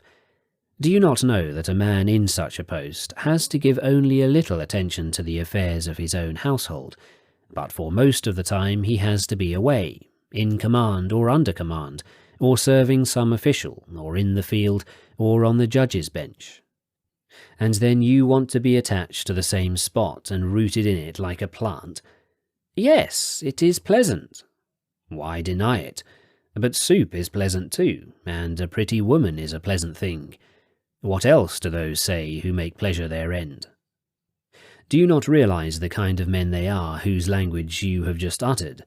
They are Epicureans and blackguards. And yet, while doing their deeds and holding their opinions, you recite to us the words of Zeno and Socrates. Will you not cast away from you, as far as you can fling them, these alien trappings with which you adorn yourself, although they do not at all become you? Or what else do these fellows want but to sleep without hindrance or compulsion, and after they have arisen, to yawn at their ease and wash their faces, then to write and read what they please, then to babble something or other to the applause of their friends, no matter what they say, then to go out for a stroll, and after a short walk to take a bath, then to eat, then to seek their rest, and to sleep in such a bed as you might expect such persons to enjoy? Why should I say the word? For you can infer what it is they like. Come now, do you also tell me your style of life, the one on which you have set your heart, you eager follower of the truth and of Socrates and of Diogenes. What do you want to do in Athens? Just what I have described? Nothing at all different? Why then do you call yourself a Stoic? Well, but those who falsely claim Roman citizenship are severely punished, and ought those who falsely claim so great and so dignified a calling and title to get off scot-free? Or is that impossible? Whereas the divine and mighty and inescapable law is the law which exacts the greatest penalties from those who are guilty of the greatest offences. Now what are its terms? Let him who makes pretence to things which in no wise concern him be a braggart. Let him be a vainglorious man. Let him who disobeys the divine governance be abject, be a slave, suffer grief, envy, pity, in a word, be miserable and lament. Well, what then? Do you want me to pay court to so-and-so, go to his front door? If reason so decides, for the sake of your country, your kinsmen, mankind in general, why not go? Why, you are not ashamed to go to the door of the cobbler when you need shoes, nor to that of the market gardener when you need lettuce. And are you ashamed to go to the door of the rich when you want something that rich men have? Very true, for as to the cobbler, I do not have to admire him. Don't admire the rich man either. And I shall not have to flatter the market gardener. Don't flatter the rich man either. How then shall I get what I need? Am I telling you, go like a man who is certain to get what he wants, and not simply go in order to do what becomes you? Why then do I go at all? So as to have gone, so as to have performed the function of the citizen that you are, of a brother, of a friend. And furthermore, remember that you have come to see a cobbler, a vegetable dealer, a man who has authority over nothing great or important, even if he sell it for a high price. You are going, as it were, for heads of lettuce. They are worth an obol, not a talent. So it is in our life also. The matter in hand is worth going to a person's door about. Very well, I will go. It is also worth an interview. Very well, I will interview him about it. Yes, but I have to kiss his hand also, and flatter him with words of praise. Go too. That is paying a talent for a head of lettuce. It is not profitable to me, nor to the state, nor to my friends, to ruin by so acting a good citizen and friend. Yes, but if you fail, people will think you didn't try hard. Have you gone and forgotten again why you went? Didn't you know that a good and excellent man does nothing for the sake of appearances, but only for the sake of having acted right. What good does he get, then, from acting right? And what good does the person get for writing the name Dio as it ought to be written, the mere fact of writing it that way? Is there, then, no further reward? And are you looking for some further reward in the case of a good man, a reward which is greater than the doing of what is fine and right? At Olympia, nobody wants anything else, but you feel content with having received an Olympic crown. Does it seem to you so small and worthless a thing to be good and excellent and happy? Therefore, when you have been introduced into this city-state by the gods, and find it now your duty to lay hand to the work of a man, do you yearn for nurses and the breast, and does the weeping of poor silly women move you and make you effeminate? And so will you never get over being an infant? Don't you know that when a person acts like a child, the older he is, the more ridiculous he is? In Athens, did you see nobody when you went to his house? Yes, the man I wanted to see. Here also make up your minds to see this man, and you will see the man you want. Only do not go humbly, not with desire or aversion, and all will be well with you. But this result is not to be found by mere going, nor by standing at gates, but in one's judgments within. When you have contemned things external and outside the province of your moral purpose, and have come to regard none of them as your own, but only the being right in judgment, in thinking, in choosing, in desiring, in avoiding, where is there any longer room for flattery? Where for an abject spirit? Why any longer yearn for the quiet you enjoyed there, or your familiar haunts? Wait a little while, and you will find the places here familiar in their turn. And then, if you are so ignoble in spirit, weep and wail again when you leave these too. How then shall I become affectionate? As a man of noble spirit, as one who is fortunate, for it is against all reason to be abject or broken in spirit, or to depend on something other than yourself, or even to blame either God or man. I would have you become affectionate in such a way as to maintain at the same time all these rules. If, however, by virtue of this natural affection, whatever it is you call by that name, you are going to be a slave and miserable, it does not profit you to be affectionate. And what keeps you from loving a person as one subjects to death, as one who may leave you? Did not Socrates love his own children, but in a free spirit, as one who remembers that it was his first duty to be a friend to the gods?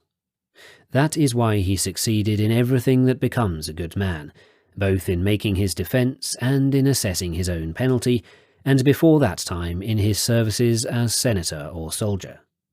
But we abound in all manner of excuses for being ignoble. With some it is a child, with others a mother, and then again it is brothers. But it is not becoming for us to be unhappy on any person's account, but to be happy because of all, and above all others because of God, who has made us for this end. Come, was there anybody that Diogenes did not love, a man who was so gentle and kind-hearted that he gladly took upon himself all those troubles and physical hardships for the sake of the common weal? But what was the manner of his loving? As became a servant of Zeus, caring for men indeed, but at the same time subject unto God. That is why for him alone the whole world and no special place was his fatherland, and when he had been taken prisoner, he did not hanker for Athens nor his acquaintances and friends there, but he got on good terms with the pirates and tried to reform them. And later, when he was sold into slavery at Corinth, he kept on living there just as he had formerly lived at Athens. Yes, and if he had gone off to the Parabians, he would have acted in quite the same way. That is how freedom is achieved. That is why he used to say, "From the time that Antisthenes set me free, I have ceased to be a slave." How did Antisthenes set him free? Listen to what Diogenes says. "He taught me what was mine, and what was not mine. Property is not mine. Kinsmen, members of my household, friends, reputation, familiar places, converse with men, all these are not my own. What then is yours? Power to deal with external impressions. He showed me that I possess this beyond all hindrance and constraint. No one can hamper me, no one can force me to deal with them otherwise than as I will. Who then has authority over me?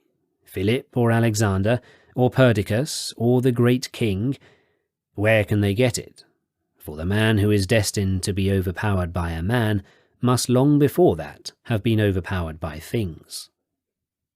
Therefore, the man over whom pleasure has no power, nor evil, nor fame, nor wealth, and who, whenever it seems good to him, can spit his whole paltry body into some oppressor's face and depart from this life, whose slave can he any longer be, whose subject? But if he had gone on living pleasantly in Athens, and had been enamoured of his life there, his fortune would have been in every man's control, and the man who was stronger than he would have had power to cause him grief. How do you imagine he would have wheedled the pirates to sell him to some Athenian, so that he might sometimes see the beautiful Piraeus, and the long walls, and the Acropolis? Who are you that you should see them, slave? A thrall, and a person of abject spirit. And what good are they to you? No, not a slave, but a free man. Show me how you are free. See, some person or other has laid hands on you, the man who takes you away from your accustomed way of life, and says, "You are my slave, for it is in my power to prevent you from living as you will. It is in my power to lighten your servitude or to humble you. Whenever I wish, you can be happy again, and go off to Athens in high spirits." What do you say to this man who has made you his slave? Whom have you to offer him as your emancipator? Or do you not even look him in the face at all, but cutting all argument short, do you implore him to set you free? Man, you ought to go gladly to prison in haste, outstripping those who lead you away. And then, I do beseech you, are you loath to live in Rome, and do you yearn for Greece? And when you have to die, then also, I suppose, you will weep all over us, because you are never going to see Athens again, or stroll in the Lyceum. Was this what you went abroad for? Was it for this that you sought to meet someone, that he might do you good? Good indeed, that you might analyse syllogisms more readily, or run down hypothetical arguments. It was for this reason, was it, you left your brother, country, friends, and those of your own household, so as to return with this kind of learning? And so you did not go abroad to acquire constancy of character, or peace of mind, not to become secure in yourself, and thenceforward blame and find fault with no man, not to make it impossible for another to do you wrong, and so maintain without hindrance your relations in society. A fine exchange of goods this which you have achieved, syllogisms and arguments with equivocal and hypothetical premises. Yes, and if you see fit, seat yourself in the marketplace and hang out a sign as the drug peddlers do. Ought you not rather to deny that you know even all that you have learned, so as not to bring your philosophical precepts into ill repute as being useless?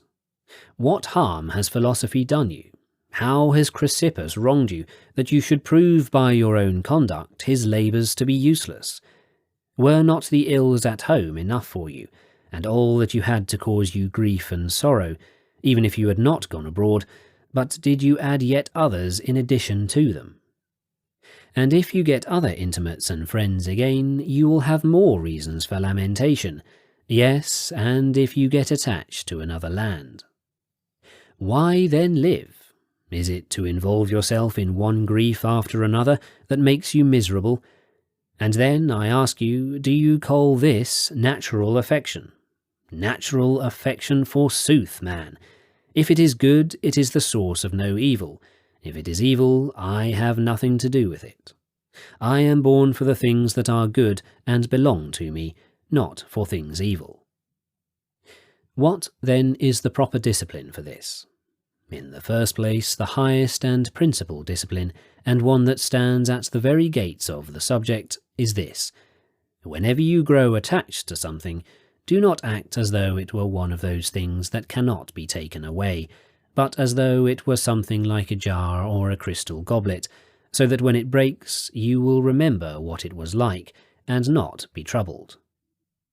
So too in life, if you kiss your child, your brother, your friend, never allow your fancy free rein, nor your exuberant spirits to go as far as they like, but hold them back, stop them, just like those who stand behind generals when they ride in triumph, and keep reminding them that they are mortal.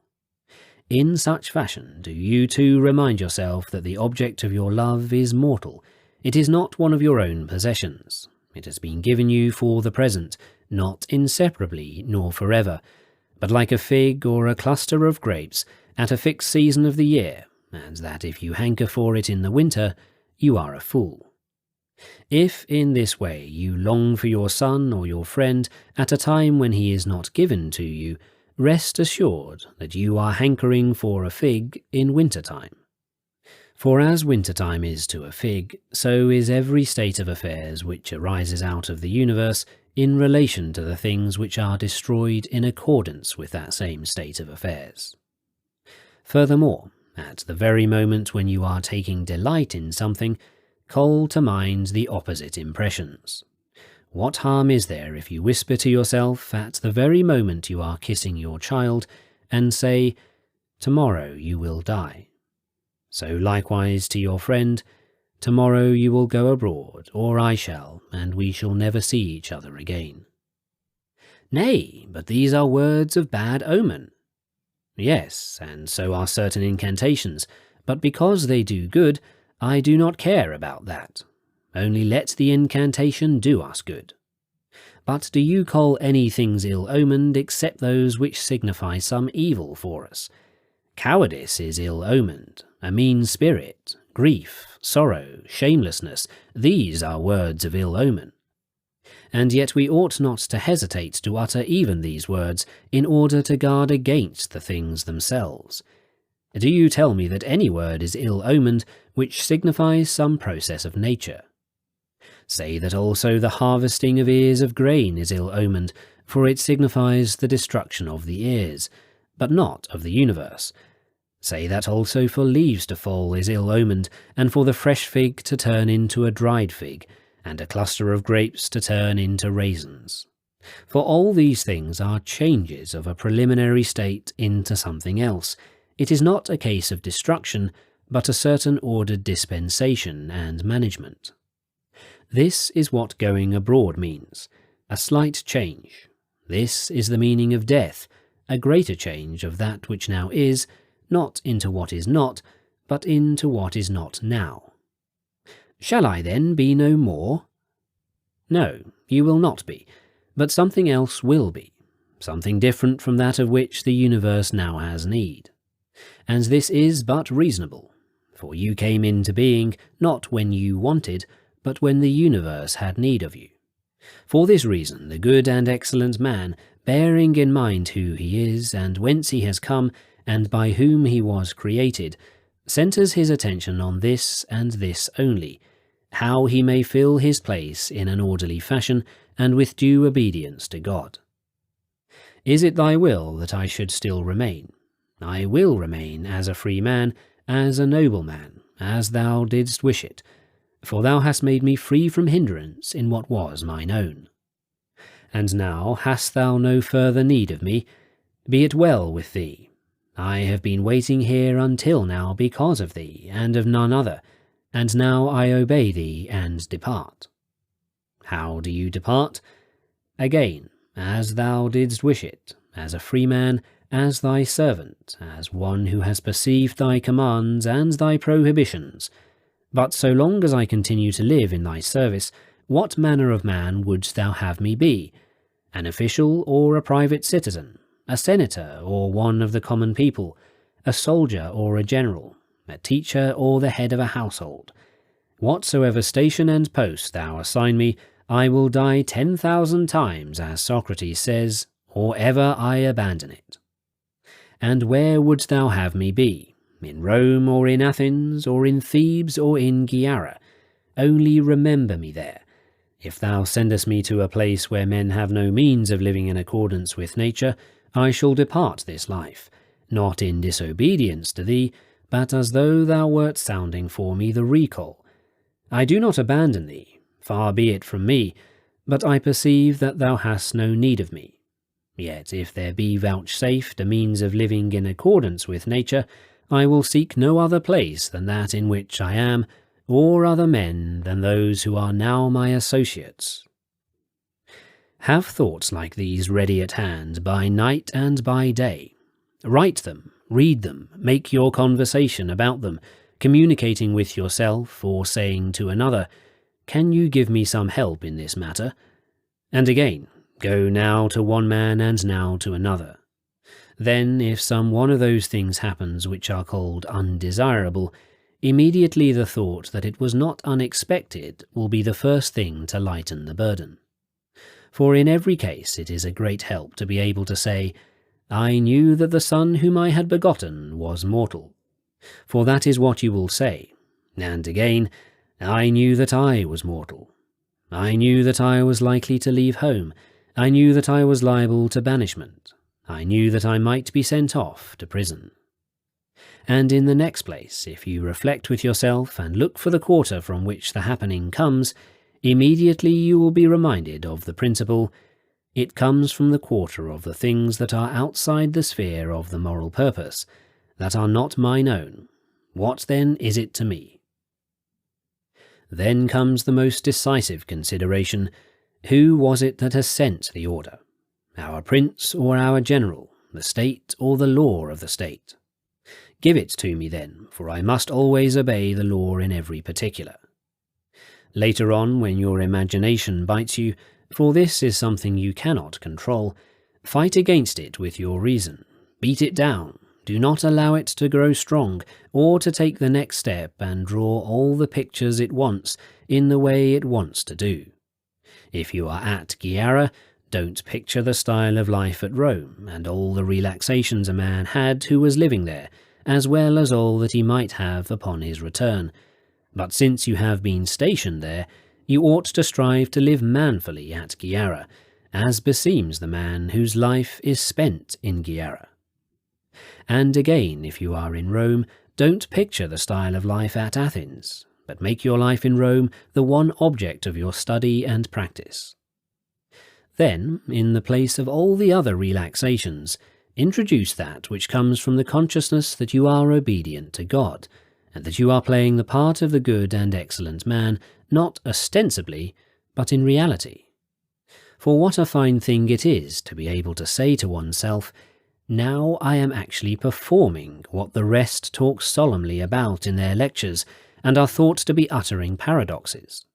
Yes, they sit and expound my virtues, and study about me, and sing my praises.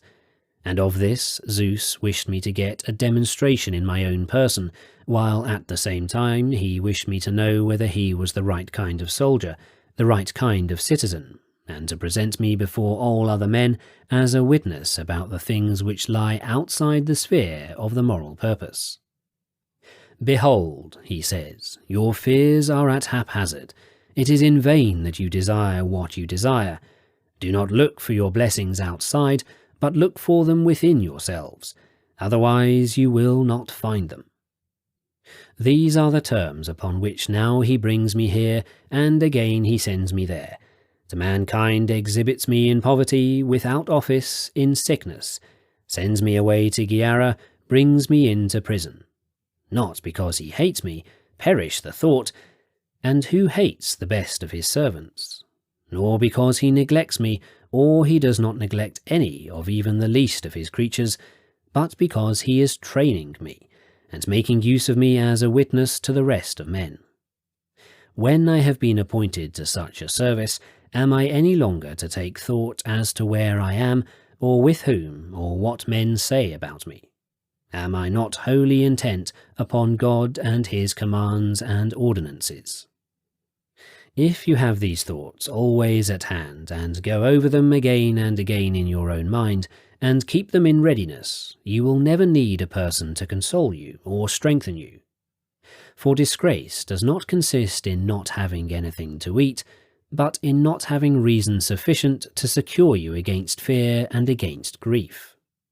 But if once you win for yourself security against grief and fear, will there any longer exist for you a tyrant or a guardsman or members of Caesar's household? Or will some appointment to office sting you with envy, or those who perform sacrifices on the Capitol in taking the auspices, you who have received so important an office from Zeus? Only make no display of your office, and do not boast about it, but prove it by your conduct, and if no one perceives that you have it, be content to live in health and happiness yourself. Chapter 25. To those who fail to achieve their purposes. Consider which of the things that you purposed at the start you have achieved, and which you have not. Likewise, how it gives you pleasure to recall some of them, and pain to recall others, and, if possible, recover also those things which have slipped out of your grasp. For men who are engaged in the greatest of contests ought not to flinch, but to take also the blows. For the contest before us is not in wrestling or the pancratium, in which, whether a man succeeds or fails, he may be worth a great deal or only a little. Yes, by Zeus, he may even be extremely happy or extremely miserable. But it is a contest for good fortune and happiness itself. What follows? Why, here, even if we give in for the time being, no one prevents us from struggling again, and we do not have to wait another 4-year period for another Olympic festival to come around. But the moment a man has picked himself up and recovered himself, and exhibits the same eagerness, he is allowed to contest. And if you give in again, you can enter again, and if once you win a victory, you are as though you had never given in at all. Only don't begin cheerfully to do the same thing over again out of sheer habit, and end up as a bad athlete, going the whole circuit of the games and getting beaten all the time, like quails that have once run away.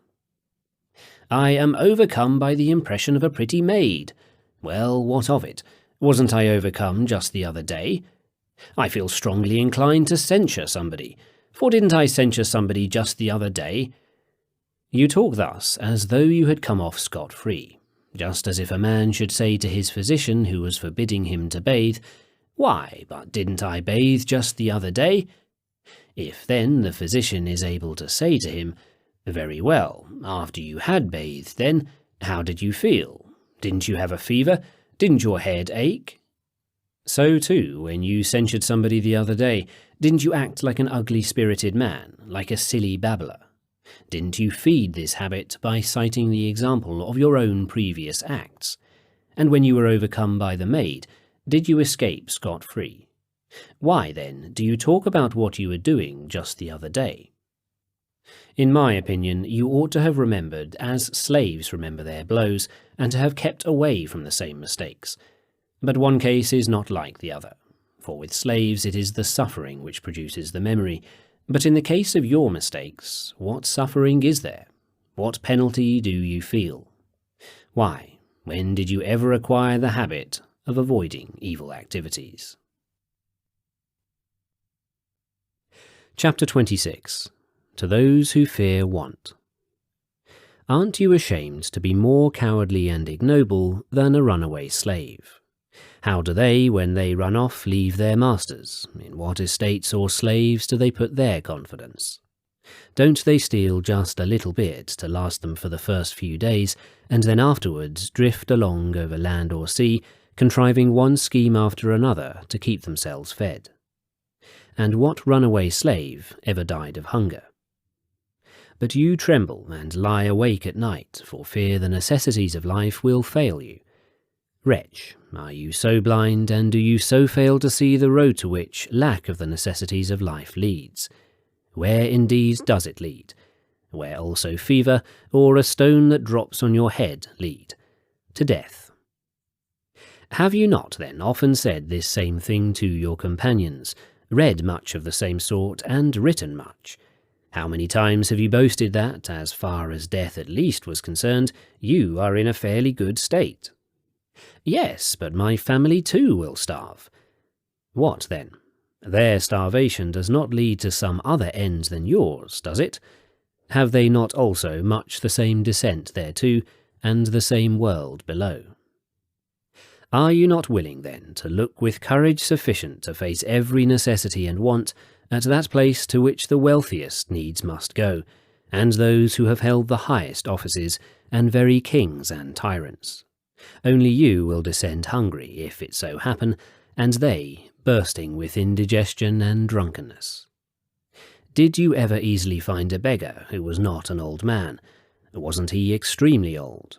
But though they are cold night and day, and lie forlorn on the ground, and have to eat only what is absolutely necessary, they approach a state where it is almost impossible for them to die.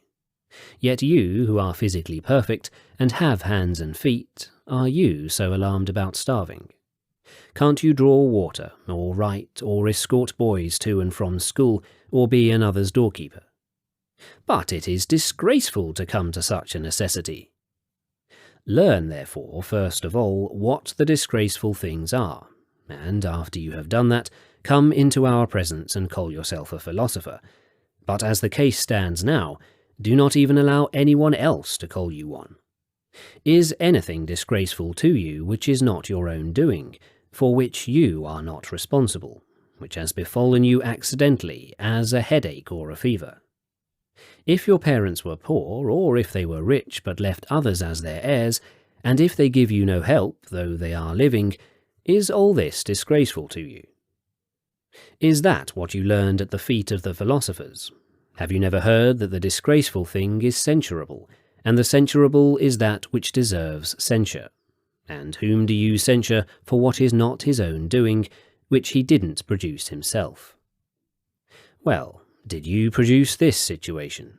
Did you make your father what he is, or is it in your power to reform him? Is that vouchsafed you? What follows? Ought you to wish for what is not given you, or to be ashamed when you fail to get it?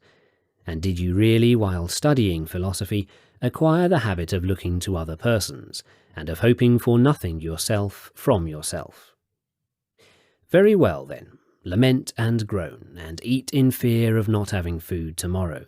Tremble about your paltry slaves, for fear they will steal something, or run away, or die. Live in this spirit, and never cease to live so, you who in name only have approached philosophy, and, as far as in you lay, have discredited its principles by showing them to be useless and good for nothing to those who receive them. But you never desired stability, serenity, peace of mind. You never cultivated anybody's acquaintance for that purpose, but many persons' acquaintance for the sake of syllogisms. You never thoroughly tested for yourself any one of these external impressions, asking the questions, am I able to bear it, or am I not? What may I expect next? But just as though everything about you were in an excellent and safe condition, you have been devoting your attention to the last of all topics, that which deals with immutability, in order that you may have immutable what? Your cowardice, your ignoble character, your admiration of the rich, your ineffectual desire, your aversion that fails of its mark. These are the things about whose security you have been anxious. Ought you not first to have acquired something from reason, and then to have made that something secure? Why, did you ever see anyone building a cornice all around without first having a wall about which to build it? And what kind of doorkeeper is placed on guard where there isn't any door? But you practice to get the power to demonstrate. Demonstrate what? You practice to avoid being shaken by sophisms. Shaken from what? Show me first what you are maintaining, what you are measuring, or what you are weighing, and after that, and under those conditions, show me your scales or your bushel measure. Or how long will you keep measuring ashes? Are not these what you ought to be demonstrating? The things, namely, that make men happy, that make their affairs prosper for them as they desire, that make it unnecessary for them to blame anybody, and to find fault with anybody, but to acquiesce in the government of the universe. Show me these. See, I do show you, a man says. I will analyze syllogisms for you. Slave. This is a mere measuring instrument. It is not the thing measured. That is why you are now being punished for what you neglected. You tremble, lie awake, take counsel with everyone, and if your plans are not likely to win the approval of all men, you think that your deliberations have been faulty. And then you fear hunger, as you fancy. Yet it is not hunger that you fear, but you are afraid that you will not have a professional cook.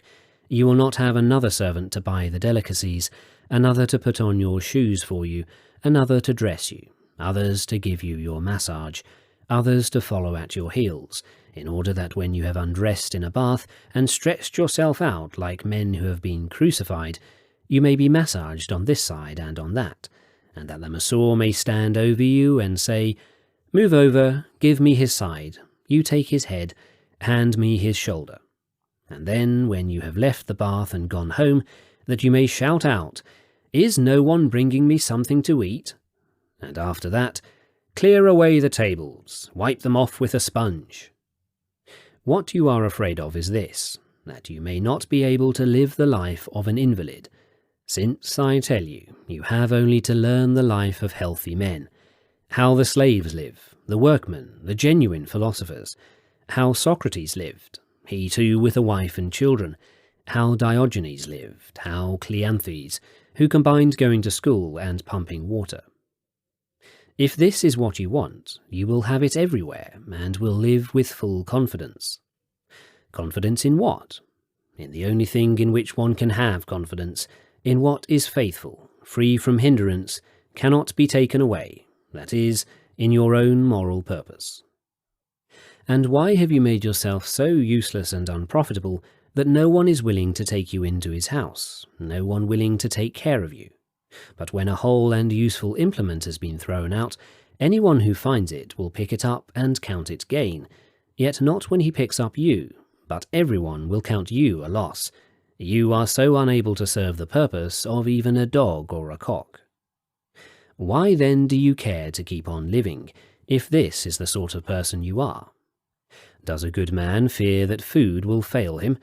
It does not fail the blind, it does not fail the lame. Will it fail a good man? A good soldier does not lack someone to give him pay, or a workman or a cobbler. And shall a good man?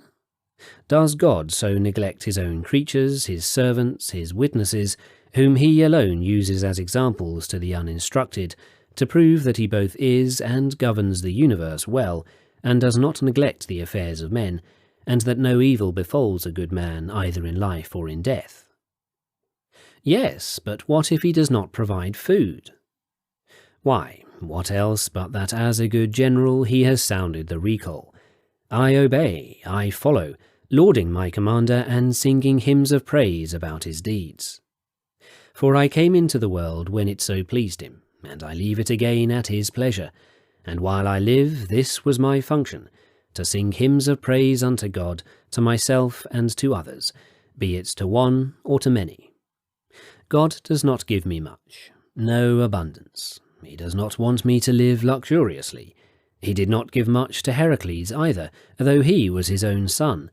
But someone else was king over Argos and Mycenae, while he was subject, and suffered labours and discipline. And Eurystheus, such as he was not king over either Argos or Mycenae, for he was not king even over himself. But Heracles was ruler and leader of all the land and sea, purging them of injustice and lawlessness, and introducing justice and righteousness. And all this he did naked and by himself. And when Odysseus was shipwrecked and cast ashore, did his necessity make abject his spirit, or break it? Nay, but how did he advance upon the maidens to ask for food, which is regarded as being the most disgraceful thing for one person to ask of another, as a lion reared in the mountains? In what did he trust? Not in reputation or money or office, but in his own might. That means his judgments about the things which are under our control and those which are not under our control. For these are the only things that make men free, that make men unhampered, that lift up the neck of those who have become abject, that make them look with level eyes into the faces of the rich and the faces of tyrants. And all this was what the philosopher had to give, yet will you not come forth bold, instead of trembling for your paltry clothes and silver plate? Miserable man, Have you so wasted your time down to the present? Yes, but what if I fall ill? You will bear illness well. Who will nurse me? God and your friends. I shall have a hard bed to lie on, but like a man. I shall not have a suitable house. Then you will fall ill in an unsuitable house. Who will prepare my food for me?